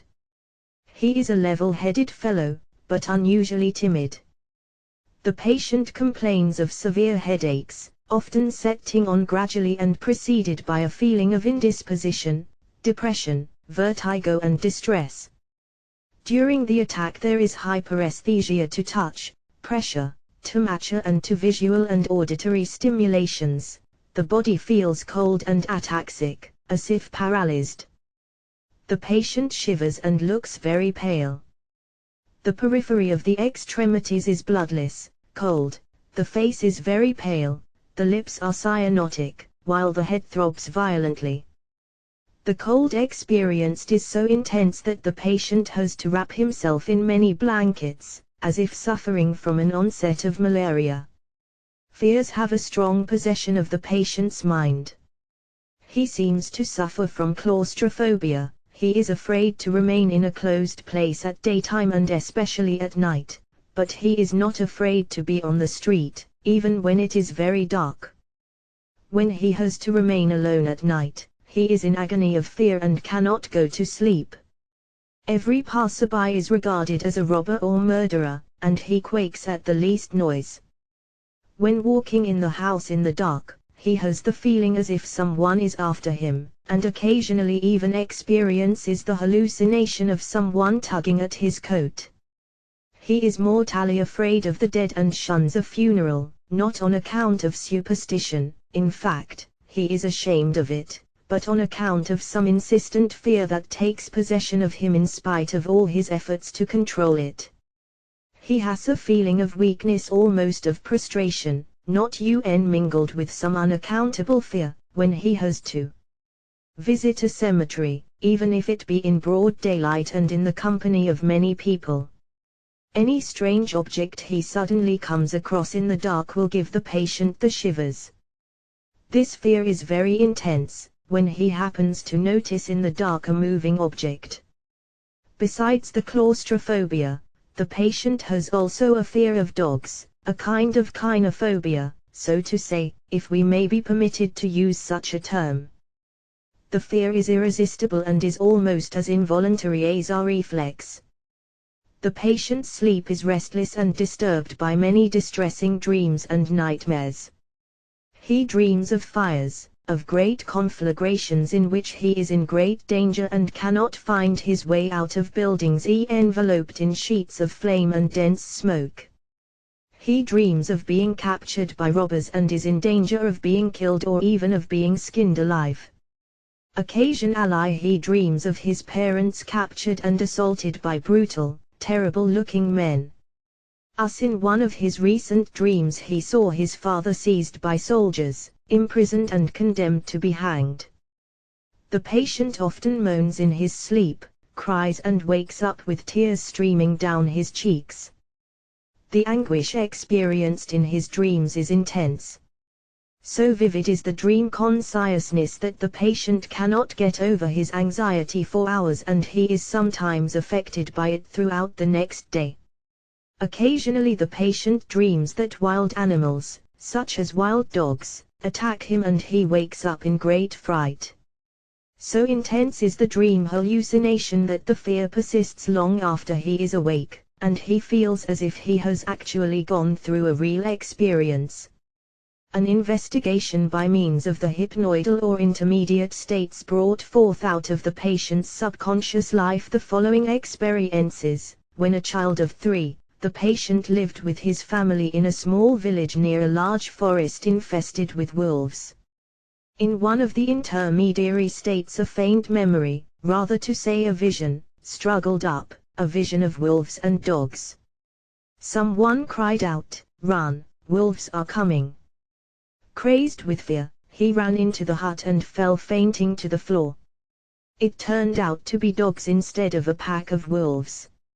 It is that fright in early childhood which has persisted in the subconscious and, having become associated with subsequent experiences of attacks of dogs, has found expression in the patient's consciousness as an almost instinctive fear of dogs. When about the age of 4, the patient went through another experience which left an indelible impression on his subconsciousness. One winter night a fire broke out in the house and the little boy had to be taken out, shivering with fright and cold, into the open air of a frosty night. When about the age of 8, the patient, then living in a small provincial town, experienced another similar shock. A great conflagration broke out in the street where the patient lived. The fire, carried by the wind, spread rapidly, so that his house was soon enveloped in flames and smoke. The patient was so terrified that he was almost in a trance. He seized a salt cellar, rescuing it from the flames, and fled. For 6 hours his parents lost all trace of him. He himself could not remember where he had been. It was afterwards found that he kept on running through the streets, crying, "Fire, fire!" He was found by 4 relatives of his who took away from him the salt cellar and quieted his agitation. Subconsciously the patient kept on living through those very experiences in his dreams. The experiences lapsed from his consciousness, but persisted in his subconsciousness and found expression in his dream hallucinations, which appeared as real experiences to his subconsciousness. The content of the dreams is varied, largely depending on the sensory content of the total moment consciousness, but it refers to the same dissociated systems of the patient's child life. But why was the patient in such abject terror of dead people? This found its answer in the experiences and training of his early life and especially in a peculiar incident experienced by the patient in his childhood.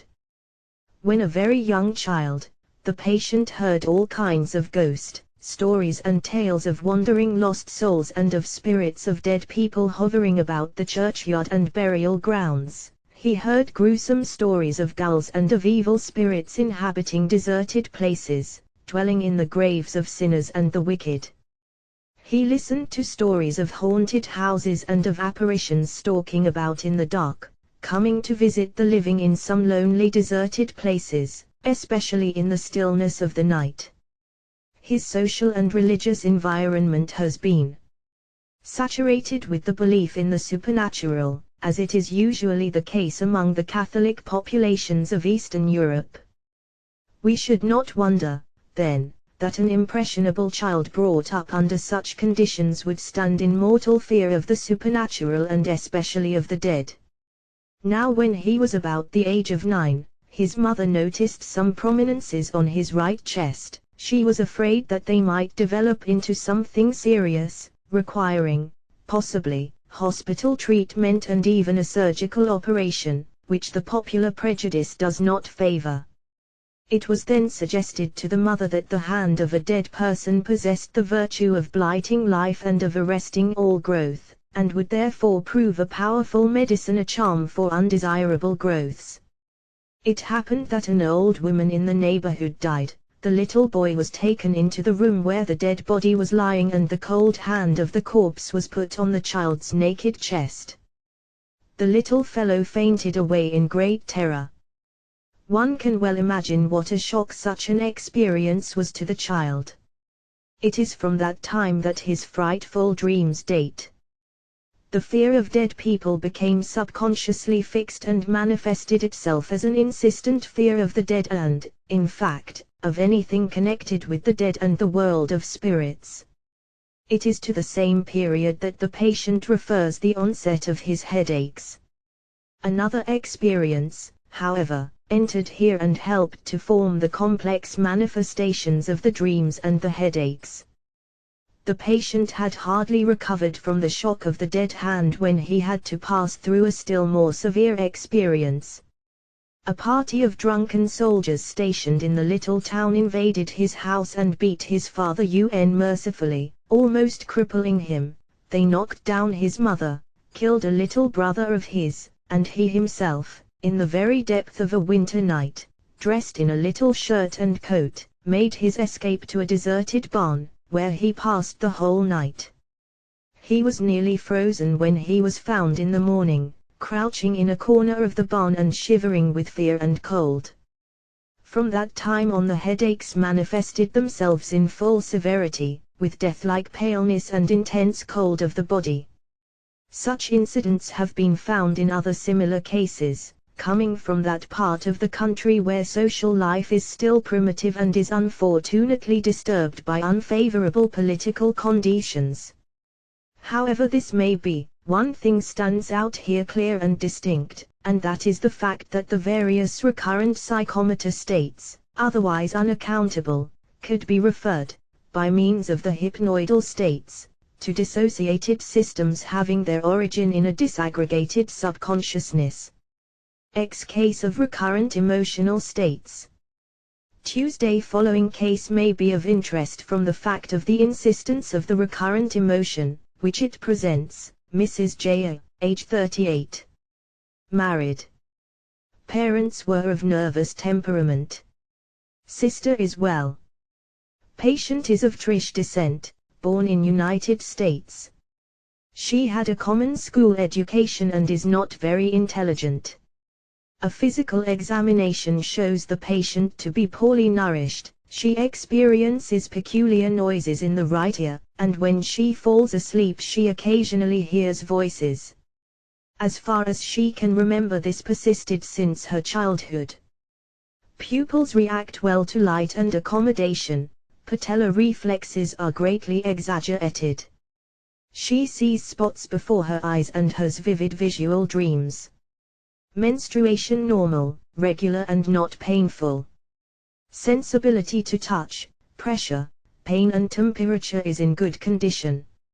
She has no headaches, no tremors, no motor disturbances. Patient complains of a painful and very distressing sexual affection in the presence of men. The excitement is sometimes very intense and she is then in agony over it. She is ashamed of it and is disgusted with herself, but the feeling is sometimes sweeping over her with such force that she has great difficulty in suppressing it. The evil and disgusting thoughts and feelings torture her and she thinks that death is preferable to such a miserable life. She would commit suicide if not for religious fears. The torture of the sexual possession is so intense that she has to shun the presence of men. Curiously enough, it is always the presence of strange men that affects her. The presence of her husband has on her no influence whatever. Even in the church this sacrilegious feeling comes over her, and that often in the very middle of the prayer, especially when she happens to be surrounded by men she does not know.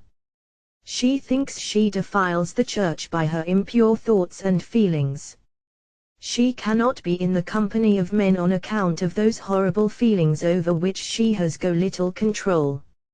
She is all the more pained by the perversity of her feelings, as she gets affected in the presence of persons whom she would expect least to arouse in her such abominable feelings. A priest will excite them and even a Negro.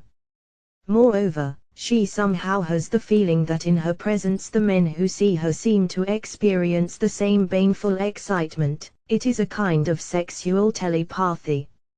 Occasionally she is seized with unaccountable feeling of fear and is not conscious of what that fear is in particular. She is just afraid and does not know of what. It seems as if she feels the presence of invisible spirits.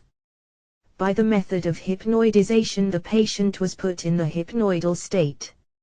It took some time to quiet her and compose her, as she felt intense anxiety. At last, she became soothed and sank into a deep hypnoidal state, but, as it is characteristic of this state, it is varying in its depth from moment to moment and is very unstable.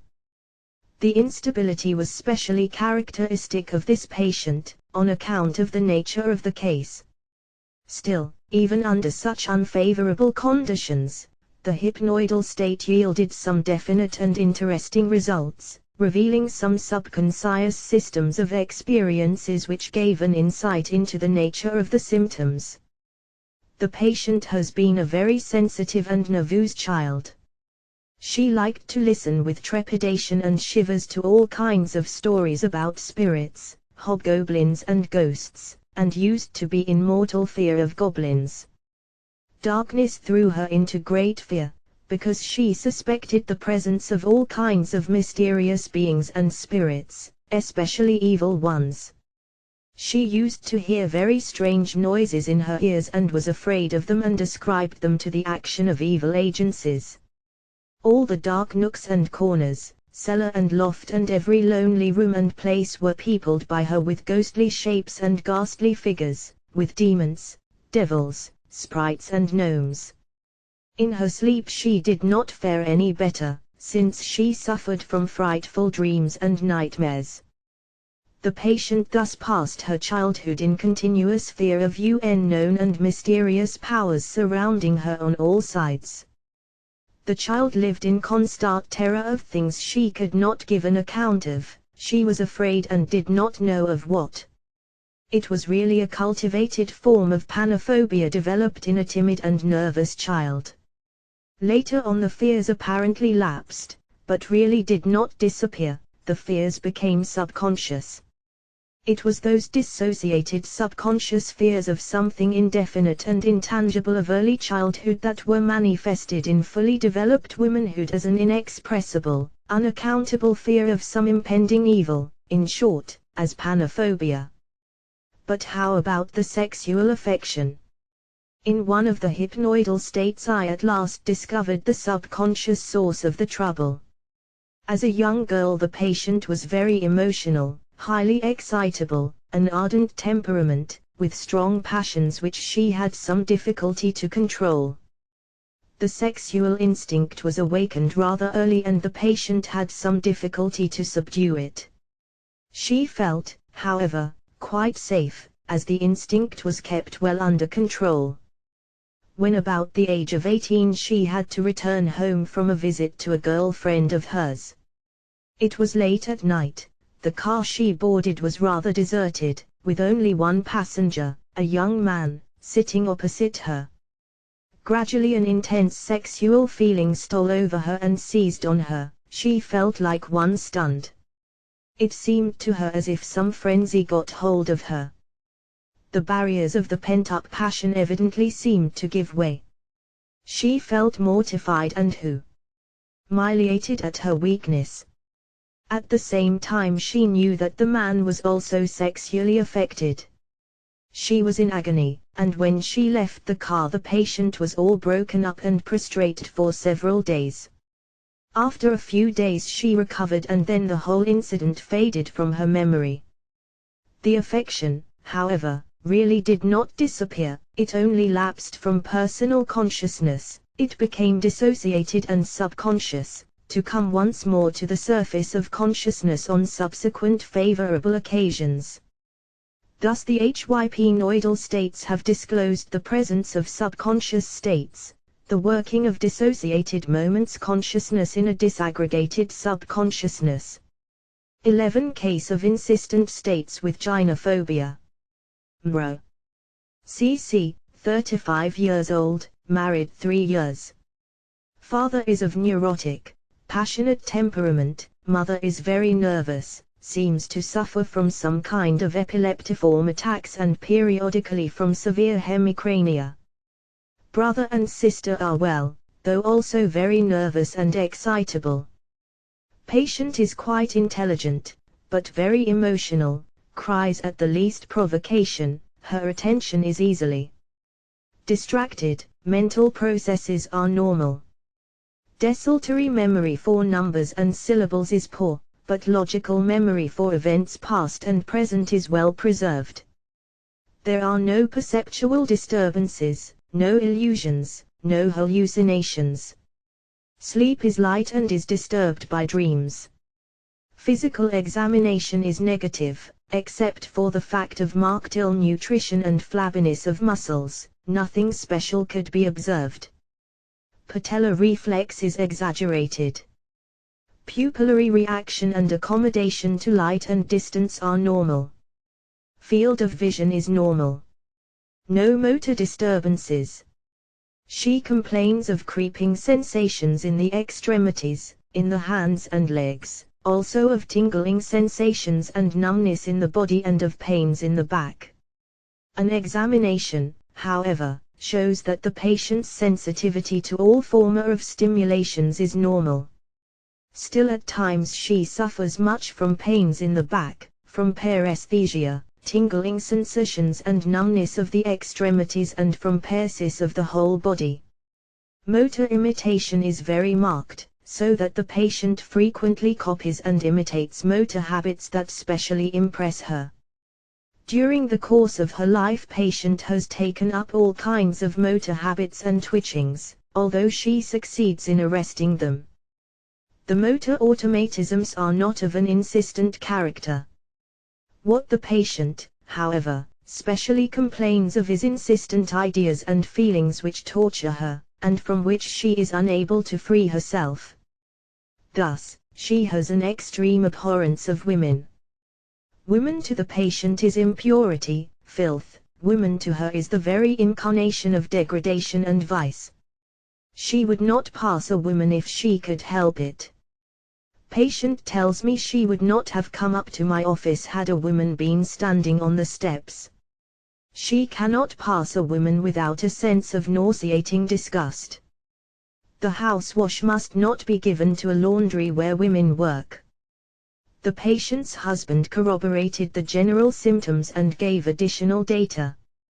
They had to break up house and remove to another one because carriages opposite their window happened to be hitched in knotter and in angles which the patient could not tolerate.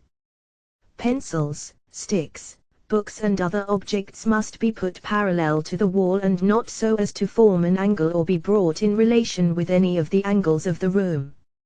In kissing her, the husband must be careful that the kisses should not be in a vertical position, nor form any angles, but all must be arranged in rows, parallel to the wall. When dining in a restaurant, should a gentleman and a lady happen to come near them, the table must be immediately left in the very middle of the meal. Patient has certain formulae and phrases which she seems to regard with superstitious awe, although she is conscious of their absurdity.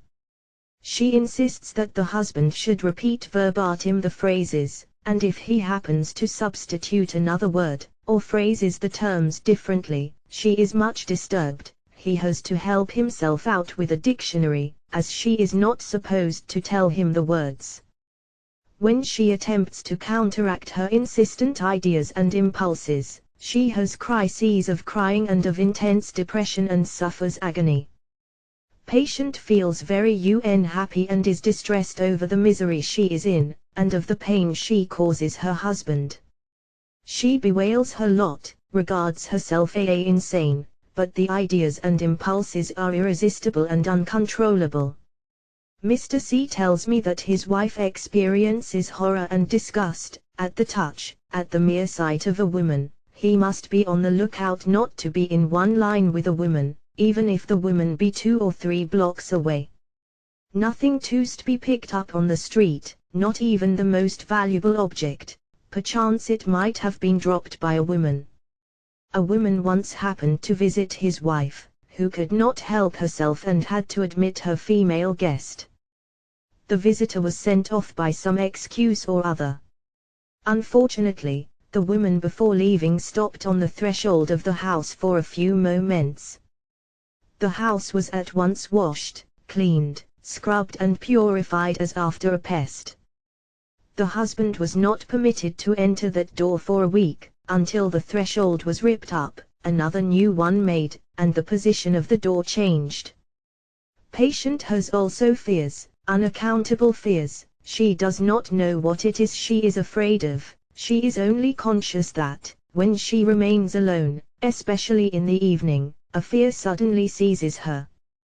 The hypnoidal state brought out the fact that the patient, who was educated in a convent, was easily frightened and was specially afraid of the dead and of the devil. While in convent she used to have frightful dreams in which the devil played the chief part.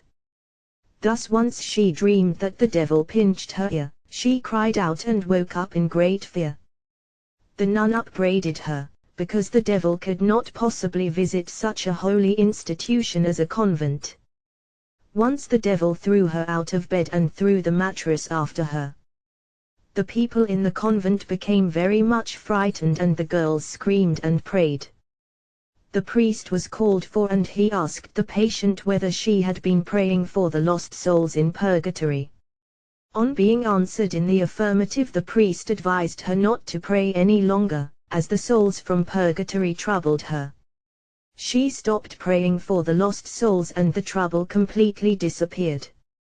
It is the fear of devils and of lost souls that keeps on persisting in the subconscious life of our patient and is now and then giving rise to indefinite fears of the unknown, to panophobia. The foundation of this panophobia was laid in the patient's tender childhood, and, although she no longer believed in diabolical agencies, in fact even ridiculed them, still the fear did not fully lapse, it became dissociated and subconscious. The patient's motor automatisms and imitatativeness can be readily traced to her childhood. As a young child, patient was very impressible, highly suggestible, more so than any other child of her age. She suffered then from habit tics and from Tourette-like movements and twitchings. The suggestibility of the patient's waking state is now greatly reduced, but the subconscious suggestibility is possibly as strong as ever. She can, however, easily free herself from such subconscious motor suggestions and imitations, so that they do not trouble her much. They are but transient and soon tend to disappear. Some 12 years ago the patient had a bad fall and hurt her spine. It is to that fall that the subjective paresthesia in the extremities, the tingling sensations, numbness, paresis and pains in the back can be traced.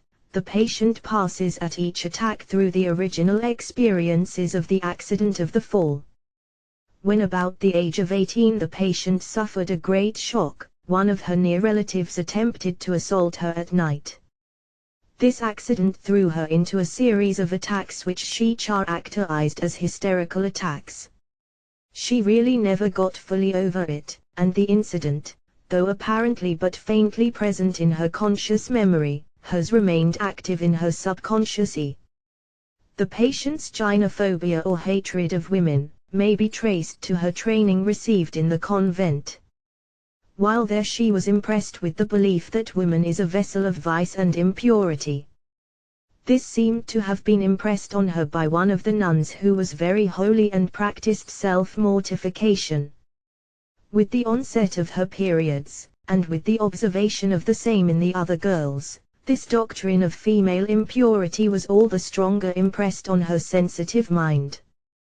This, however, lapsed from her conscious memory and did not come to the foreground of consciousness, until later in life when she was fatigued and exhausted by the strain of office work, toiling many days at a stretch. Still this dissociated, subconsciously buried prejudice of youth might have never come to the surface had not another factor favored its forthcoming and resurrected an experience that had apparently long gone from her active life. 3 years ago the patient married and man somewhat younger than herself. Being of a highly sensitive mind and of a suspicious disposition, she developed an intense feeling of jealousy in regard to her husband. It was under these conditions of jealousy that the long-buried and dissociated belief in the impurity of women came to life again. Curiously enough, instead of applying it to herself, the feeling of gynophobia was applied by her to others. This is due to the emotion of jealousy which called forth that subconscious atavistic belief of the patient's religious youth. The magic formula and phrases belong to the same subconscious stratum. The avoidance of formation of angles and the arrangement of kisses had a purely sexual significance. 12. case of insistent states with subconscious transformation of personality. Sherman, age 31. Russian.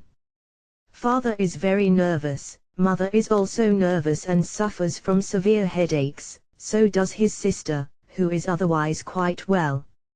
Physical examination is negative, reflexes are normal, memory, attention, recognition, are good, no sensory motor disturbances. Patient suffers occasionally from severe attacks of headache accompanied by vomiting. He has very depressing nightmares and cries out in his sleep. He is very timid and keeps away from company, communing with himself. In his childhood, patient made the round of child diseases. He is physically well, but rather slightly built. Patient is very religious and has never masturbated. About the age of 18 he developed contrary thoughts in regard to God. He could not pray without associating in his mind the words of the prayer with filthy words and curses. Unaccountable fears took possession of his mind. At the same time sexual desires became developed and his mind began to associate them with all kinds of improper relations, even with his sister and with his mother.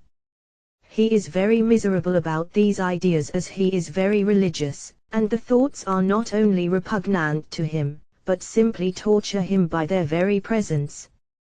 Since last year the patient has become worse, his sexual and contrary religious ideas have become more insistent. The insistent ideas have gained such a hold on the patient that he is distracted with mental anguish, with intense pangs of conscience. He can carry on the work of cigar making with great difficulty, and when he comes back from his work, he sits all by himself and is not doing anything, avoids company and keeps on brooding. Occasionally he gets irritable, cries and claims that the evil one has gotten possession of his heart and conscience. He is very nervous, suspicious and gets easily frightened. The mental anguish and the struggle with the insistent evil ideas become at times so acute that the patient is like one crazy, yells and screams like one possessed. Occasionally he experiences the sensation of someone pulling at his clothes. When on the point of falling asleep he hears evil voices. At night, when on the point of waking up, he is tortured by fearful nightmares, cries and moans before he can arouse himself, or be aroused.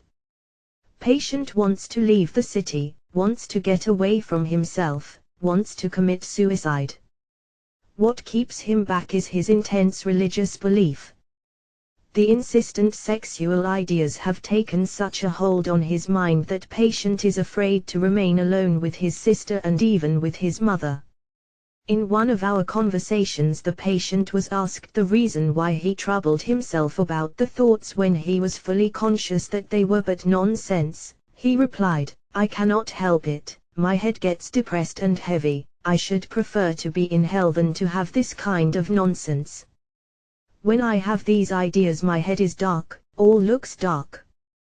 When I attend to my natural wants I think of God and associate Him with it to anger Him. When I spit, for instance, J cannot help thinking I spit on God." Patient has bad nightmares. He feels that something is lying on him and pressing him, he is afraid of death. He has his eyes open, but he cannot move. On falling asleep, or rather when he finds it difficult to fall asleep, he can hear voices distinctly. The voices talk to him as one man to another. He cannot remember what the voices say. He can hear the voices near the ear, not inside. When patient walks in the street dreams come to him, then he seems to wake up and does not remember anything. When he goes to bed he talks to himself and is even conscious that he answers questions. When he wakes he sometimes is under the impression that the evil one has gotten a firm hold on him. There is someone, the evil one, who laughs and jeers at him. When a boy of 15, he used to have very vivid dreams, could hear steps of spirit people in the room.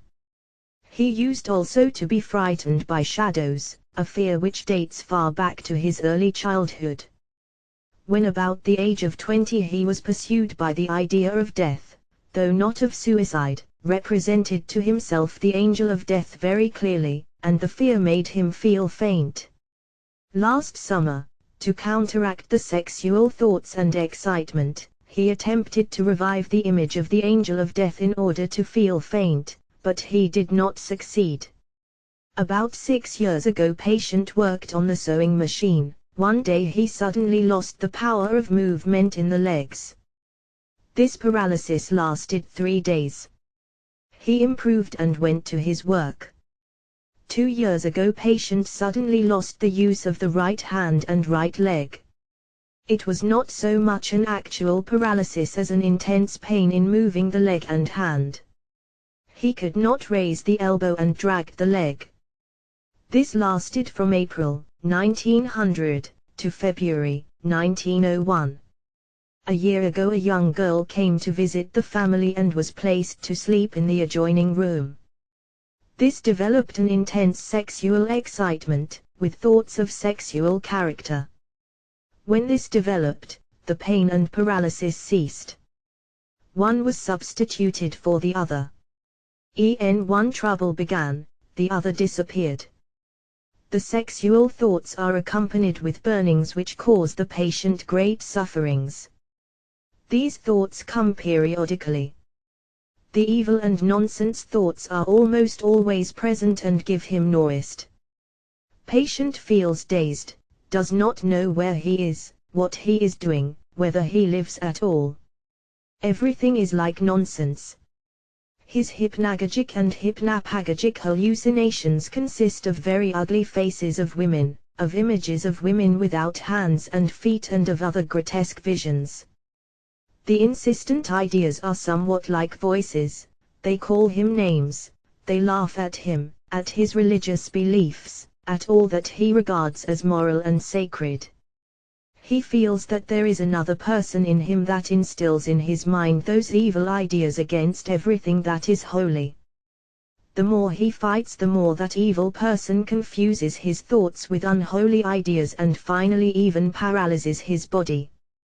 Patient can read well profane writings such as newspapers, novels, but a religious book, and especially the scriptures, awaken in him the evil one who makes him suffer untold agonies, intolerable of conscience.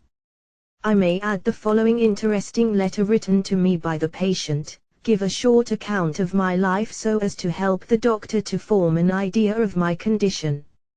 I hope you will pardon me for putting you to so much trouble. In my early childhood and youth I suffered a good deal and many times I had to go without food. When I was about 14, I lost 2 brothers, one younger and one older than myself. The younger brother, a boy of 3, I used to take care of and instructed him. I loved him more than my own life. Besides, my parents were at that time in very bad circumstances. I was greatly upset and felt deprived of bodily and mental strength.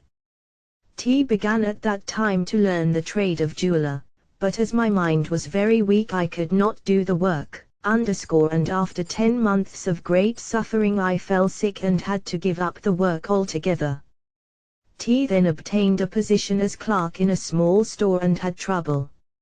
I have suffered greatly and still continue to suffer. You can see, therefore, that up to the time of my coming to this country I have suffered greatly and still continue to suffer. T shall now describe the silly, evil thoughts that torment me so fearfully. When I was 18 years old it suddenly occurred to me to curse the Creator. The curses were awful. Since then my personality has changed. Intense sexual passion took possession of me with frequent nocturnal emissions. Confusion came into my mind. Evil thoughts got hold of me. I began to substitute contrary sentences, thus, instead of the earth is full of His glory I substituted the earth is full of His filth. During prayer these thoughts would come to me. The most indecent filthy thoughts would come to torment me. I would worry for hours and struggle against them, but of no avail. The more I tried to drive those thoughts from my mind, the more persistent and unholy would they become. Since then I have become depressed and melancholy. I have lost all desire for life. For feel as if I would like to go into a desert and there die. I want to live and have for quiet undisturbed mind. I am a human being, J cannot hide myself. I have eyes and ears, but everything I see and hear is transformed into evil. T cannot undertake to describe all the bad thoughts that enter into my mind. If you could drive all this nonsense from my mind without weakening my love for my people or my religion, if you could bring it about that I could read the Bible without changing the thoughts into evil and my mind should be clear, you would save my life. Oh! If light should dawn upon me and my mental darkness should disappear. T have confessed to you everything, more than I would to my father and mother. The condition of this case can be understood in the light of the patient's childhood, revealed by means of various intermediary states and by means of indirect inquiry of the patient's parents and sister. The patient passed his childhood and youth in extreme poverty and misery, in the midst of social, political and religious oppression. Living from his very babyhood in misery, extreme poverty and squalor, often enduring cold and the pangs of hunger, surrounded by disease, sufferings, pains due to starvation, by sickness and death of those near and dear to him, the patient, with all his natural intelligence, had been fostered in the strict religious belief of a beneficent providence. The contrast between the ideal providence and the real misery was too great. With all his needs, desires and instincts suppressed, thwarted and mocked at by the merciless conditions of life, subconscious protests began gradually to form in the patient's mind. The protests, gathering force, finally burst forth with the crisis of adolescence. It was a protest of subconscious mental activity against a life of misery hallowed by religion. It was the protest of the subconscious against the teachings of religion, a subconscious revolt against providence and all the religious and moral institutions. Out of the chaos of discordant, dissociated elements we see the formation of an ill-shaped, maimed, but defiant subconscious secondary personality of nihilistic tendencies, a state through which his country and countrymen are now passing. We witness here a struggle full of anguish and agony between a shattered personality and a newly forming self out of a chaotic disaggregated subconsciousness. Like the demoniacal possession of the Middle Ages, it is the reading of the sacred scriptures that throws the patient into a condition of distress and of inner combat of the discordant elements. The patient is not fully aware of the why and wherefore of the pangs of his conscience, but still seems to have some dim suspicion of the nature of his malady, when he asks for help without weakening my love for my people and my religion. The patient's condition is the agony of a mortally wounded self struggling against the merciless onslaughts of a pitiless, nihilistic secondary self forming out of chaotic states of a disaggregated subconsciousness. 11. The moment threshold and dynamogenesis. In concluding this paper, it may be well to point out some principles, important in many respects, but which at the present moment are of interest from a psychopathological as well as from a practical therapeutic standpoint. Living tissue can only be set into activity by stimuli of certain minimal intensity. Should the stimulus fall below that minimal intensity, the living protoplasm will not react. This holds true of all cells, from the lowest to the highest, from the bacterium and infusorum to the highly differentiated cell, such as muscle cell or neuron. The reaction of the living protoplasm to the stimulus shows the irritability or sensitivity of the cell. This sensitivity has its physiological threshold, so that a stimulus falling below a certain intensity cannot call forth any reaction in the cell. The rise or fall of the threshold would mean an increase or decrease of the minimal intensity of the stimulus requisite to bring about a cellular reaction. by varying the conditions of sensitivity, such as mechanical, thermal, electrical, chemical and nutritional, the physiological threshold can be raised or lowered. The same holds true of a whole psychophysiological system. There is a threshold of sensitivity below which the minimal stimulus cannot fall, the latter will not awaken any reaction in the system. All the senses reveal the presence of such thresholds, which are also present in the case of all the higher psychophysiological systems. We term the stimulus which can just bring about a reaction in the system the stimulus threshold. We can say that a given system can only be thrown into activity by a stimulus rising in intensity above the stimulus threshold.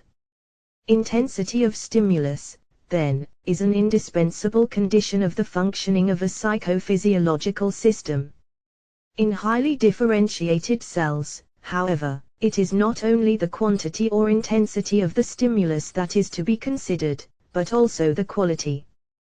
The visual sense organ is not affected by auditory stimuli, nor can the auditory sense organ be affected by visual stimulations. Similarly, in the functioning of the higher psychophysiological systems, the quality of the stimulus should not be overlooked. Systems that remain inactive under one set of stimuli, however intense, will respond to another set of a different quality. The same holds true of that synthesis of mental systems which we term moment consciousness. To set the moment into activity, the moment threshold must be passed, and not only the intensity of the stimulations should be taken into consideration, but also the qualitative aspect of the stimuli. Ideas, emotions and feelings which apparently remain dormant at the action of one set of excitations will respond readily to the action of excitations of a different nature. Habits, habitual movements, habitual thought, depend entirely on the qualitative character of the excitations, on the combinations of special objects, circumstances and times. It will take too much place to develop here this principle, as we expect to work it out in full elsewhere. Meanwhile, we can simply point out here that the quality of the stimulus is one of the important factors in the activity of a psychophysiological system, or of a moment consciousness. Besides those two factors of intensity and quality, another factor, that of inhibition, plays quite a role in the variations of the threshold. We are acquainted with inhibitions in physiology, such, for instance, as the inhibitions exercised by the pneumogastric nerve on the heart, or the arresting of the activity of glands or of the peristalsis by the stimulation of afferent nerves. We know also of central inhibitions, such as fear, distress, pain, acting as so many inhibitions on the peripheral organs and serving to arrest functioning activity. Similarly in mental life, complex as it is, the highly organized psychophysiological systems, with their concomitant moments consciousness, still fall under the same general physiological laws of inhibition. In the course of associative activity, systems and moments become organized into more complex groups, into more complicated systems or constellations of systems which, to maintain their functioning equilibrium, keep one another in check or under inhibitions. Such a formation of checks and inhibitions is just what takes place in the training and the education of the individual and the race. Every psychophysiological system or moment entering into relations with other systems and moments is bound in the course of its associative activity to form inhibitions to its function by the direct influence of external or internal excitations. In other words, there is a rise of threshold due to inhibitory associations. Inhibition and rise of threshold may also result in a different way in the process of association. We may possibly lay it down as a law, which plays no small role in the interaction of systems and moments, that in a series of aggregation of various systems or moments, forming a more complex organized whole, due to association and synthesis of the component systems, having various thresholds, the ones having the higher thresholds will raise the thresholds of the moments having a greater sensitivity. This, however, may be counterbalanced by the lowering of the moment threshold by associations with moments of great sensitivity, that is, with low moment thresholds, while on the one hand the inhibitions and the consequent rise of threshold go along with the complexity of systemic structure as well as with the increase of associative activity, both in extension and intension, there is at the same time an advantage gained for the system, inasmuch as it really has now more chances to become active, on account of the greater number of systems with which it has become associated. The threshold of the associated system rises, but on the other hand, the chances for activity increase, while the liberation or discharge of energy with the consequent evil effects of extreme fatigue, exhaustion and ill nutrition is checked and guarded against by the inhibitions and the rise of threshold. What happens now when a psychophysiological system becomes dissociated? The inhibitions become removed and the threshold falls.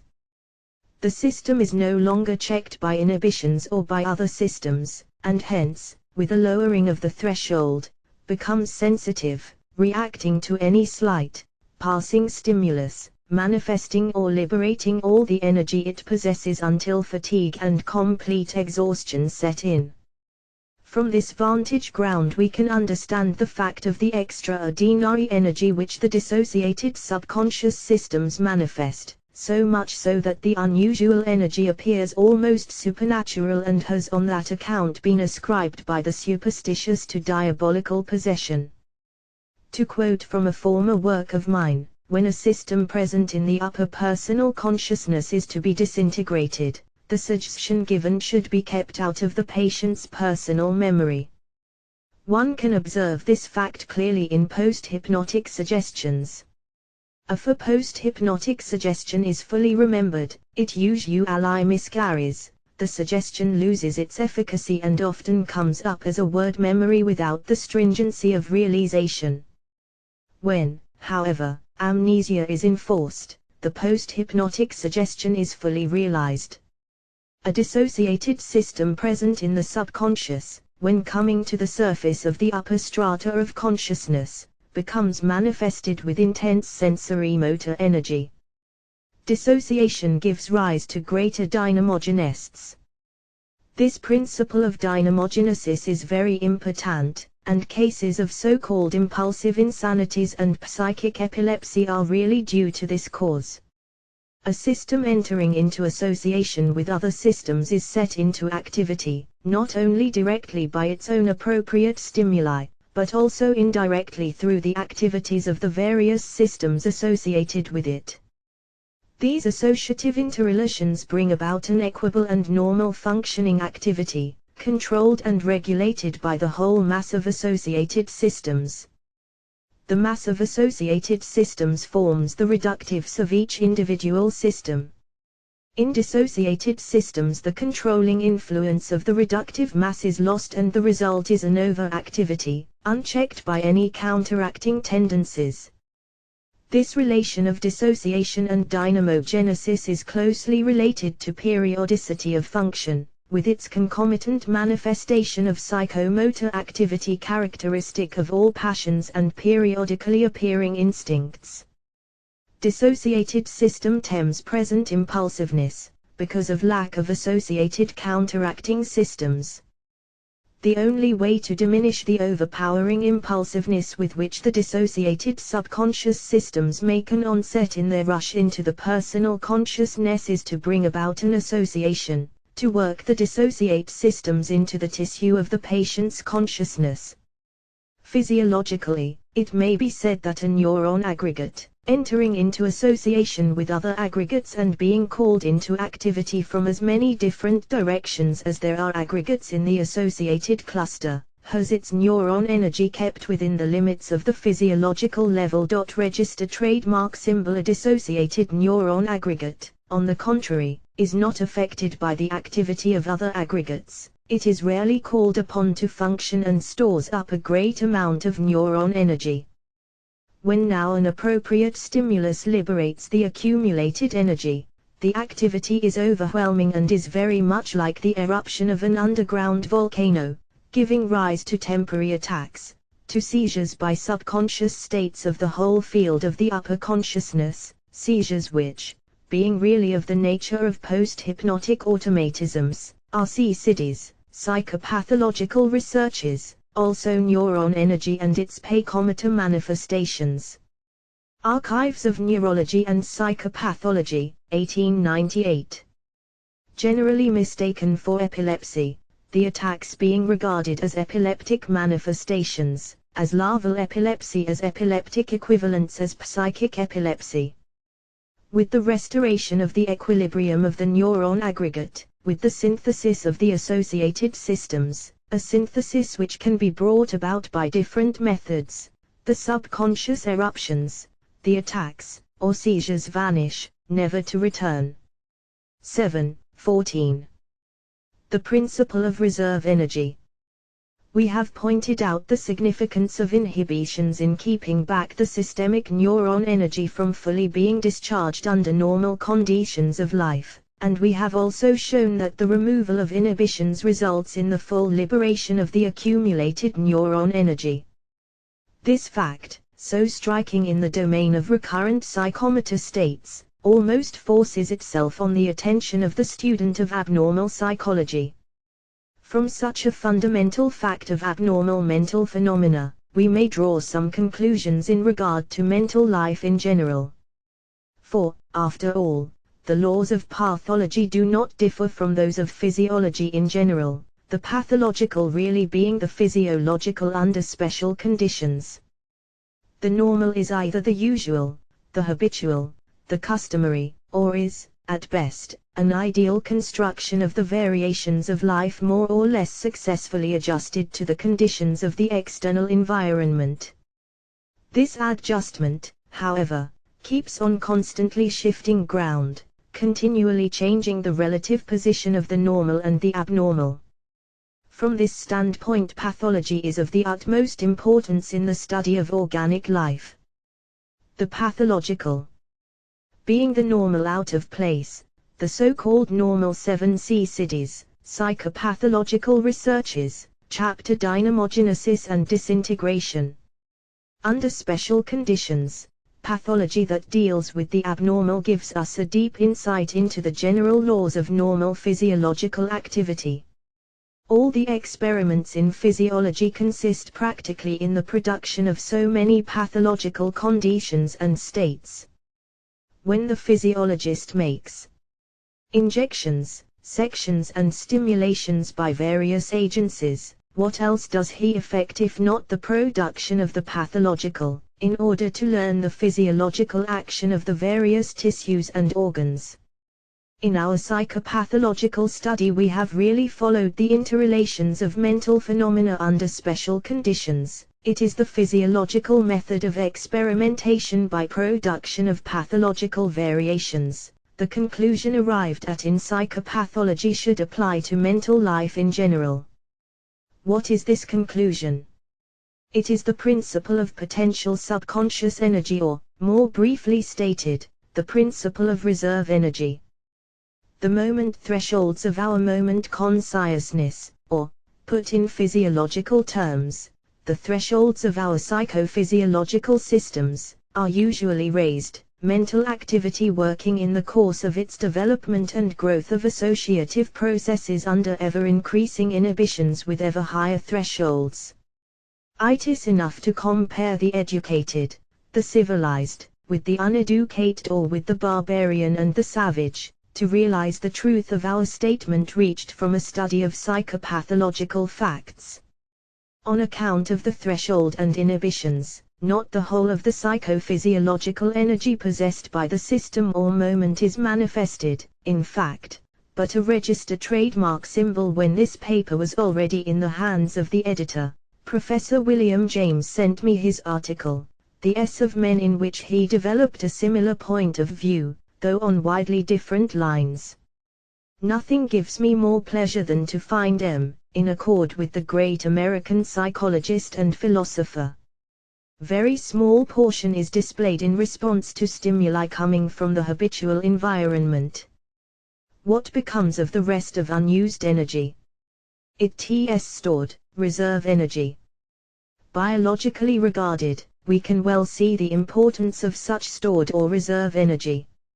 In the struggle for existence, the organism whose energies are economically used and well guarded against waste will meet with better success in the process of survival of the fittest, or will have better chances in the process of natural selection. The high thresholds and inhibitions will prevent hasty and harmful reactions as well as useless waste of energy, unnecessary fatigue and states of helpless exhaustion. Moreover, natural selection will favor organisms with greater stores of reserve energy which could be put forth under critical conditions of life. In fact, the higher the organization of the individual, the more varied and complex the external environment, the more valuable and even indispensable will such a store of reserve energy prove to be.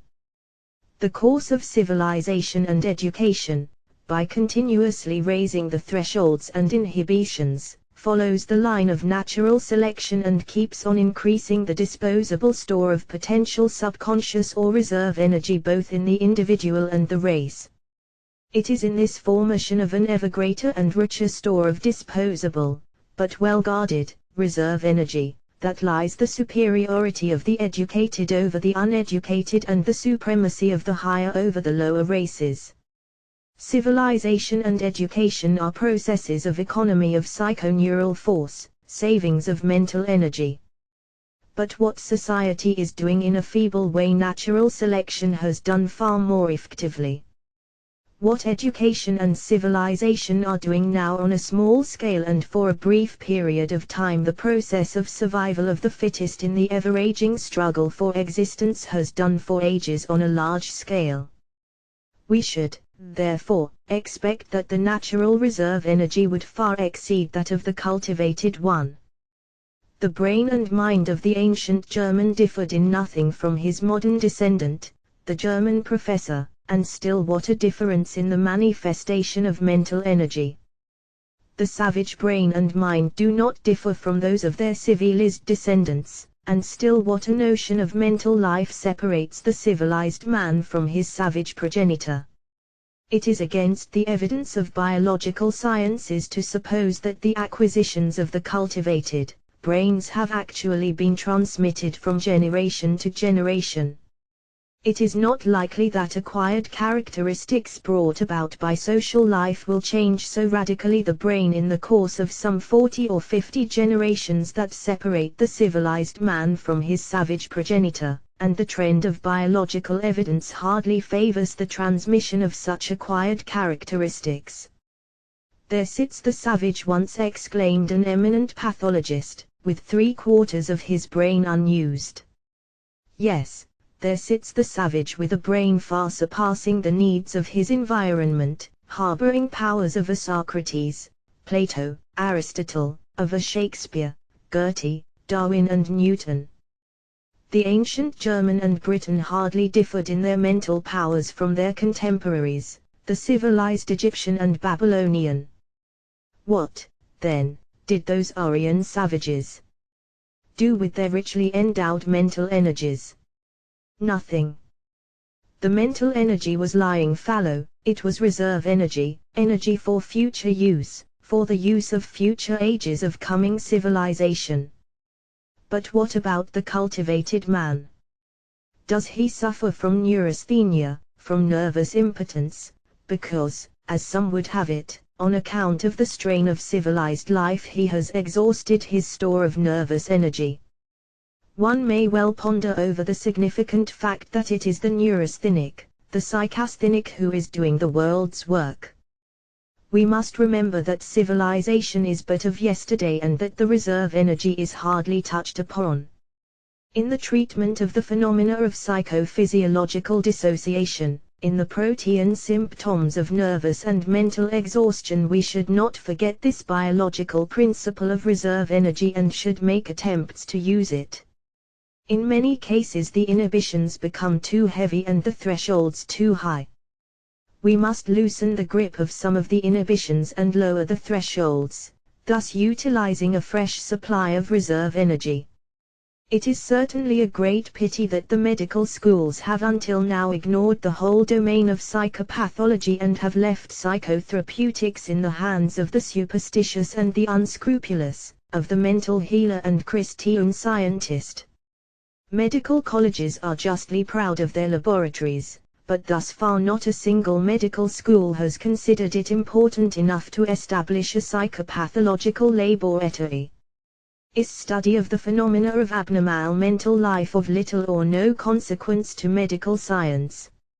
Unusual combinations of circumstances, great radical changes of the environment, often loosen the inhibitions and, overstepping or lowering the thresholds, release some of the reserve energy.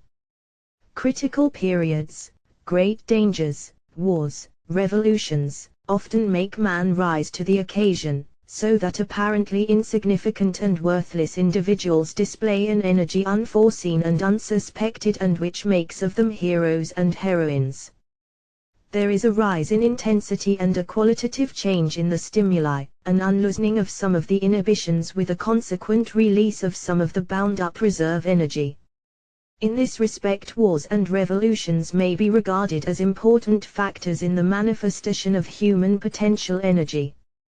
The Persian and Peloponnesian Wars unloosened some of the energies of Greece, giving rise to great thinkers, scientists and artists, having a lasting influence on the destiny of humanity.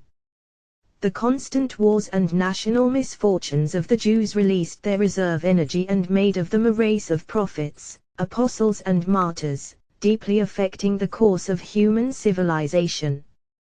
What about the wars of the Reformation, with which opens the new era of the free development of modern European civilization?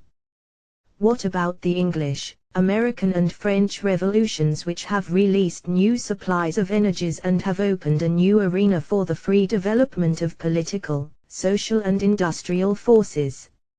In our own times we meet with the example of the Japanese, who, under the strain of great national danger, have released a reserve energy unsuspected in races of the Mongolian stock. Reserve energy becomes manifested under the influence of radical changes in the environment, just as we have found that psychophysiological systems react and start into function under the influence of special conditions and special appropriate qualitative stimuli. In the therapeutic treatment of functional nervous and mental diseases, in the treatment of neurasthenia, or psychasthenia, hysteria and insistent or recurrent mental states, the physician should fall back on this natural stored-up reserve energy. I find this principle specially successful in my treatment of so-called functional and habit psychoses, in various forms of insistent psychomotor states, in the whole domain of mental dissociations, and in cases of alcoholism where an almost complete moral transformation of the personality is observed through the liberation of some of the patient's subconscious reserve energy. Register trademark symbol. The method of hypnoidization with its induced hypnoidal states may help out in reaching this source of reserve energy. The hypnoidal states, being intermediary in character, form a common meeting ground of the conscious and the subconscious, and it is in these states that we often can catch glimpses of the individual's stored-up energy. By means of special qualitative stimuli and by the reduction of the inhibitions and of the moment thresholds, we are able to utilize energy out of the patient's reserve energy for the re-establishment of disturbed inner relations and dissociations. The Hannah case as well as many other cases have been practically treated by me on this principle by means of the hypnoidal or intermediary states. Most of my work is now being carried out on these lines. The hypnoidal states may be modified, the methods of their induction may be varied, and again the whole method of treatment may be carried out on different lines, according to the nature of the case and character of the individual. But all the variations in the method of treatment are based on one fundamental principle, the principle of reserve energy. For, as one studies mental life with its infinite variety of mental dissociations and subconscious activities, 1. The principle of reserve energy is of great importance in education. I hope to work out this subject alleluia. Becomes more and more impressed with the fact that beyond the psychophysiological limits of energy, available for the habitual adjustments to the ordinary external conditions of life, there is a vast store of reserve energy whose depths one cannot gauge, but ausdem kelch dieses Geisterreiches stummtime sein unendlich Keet.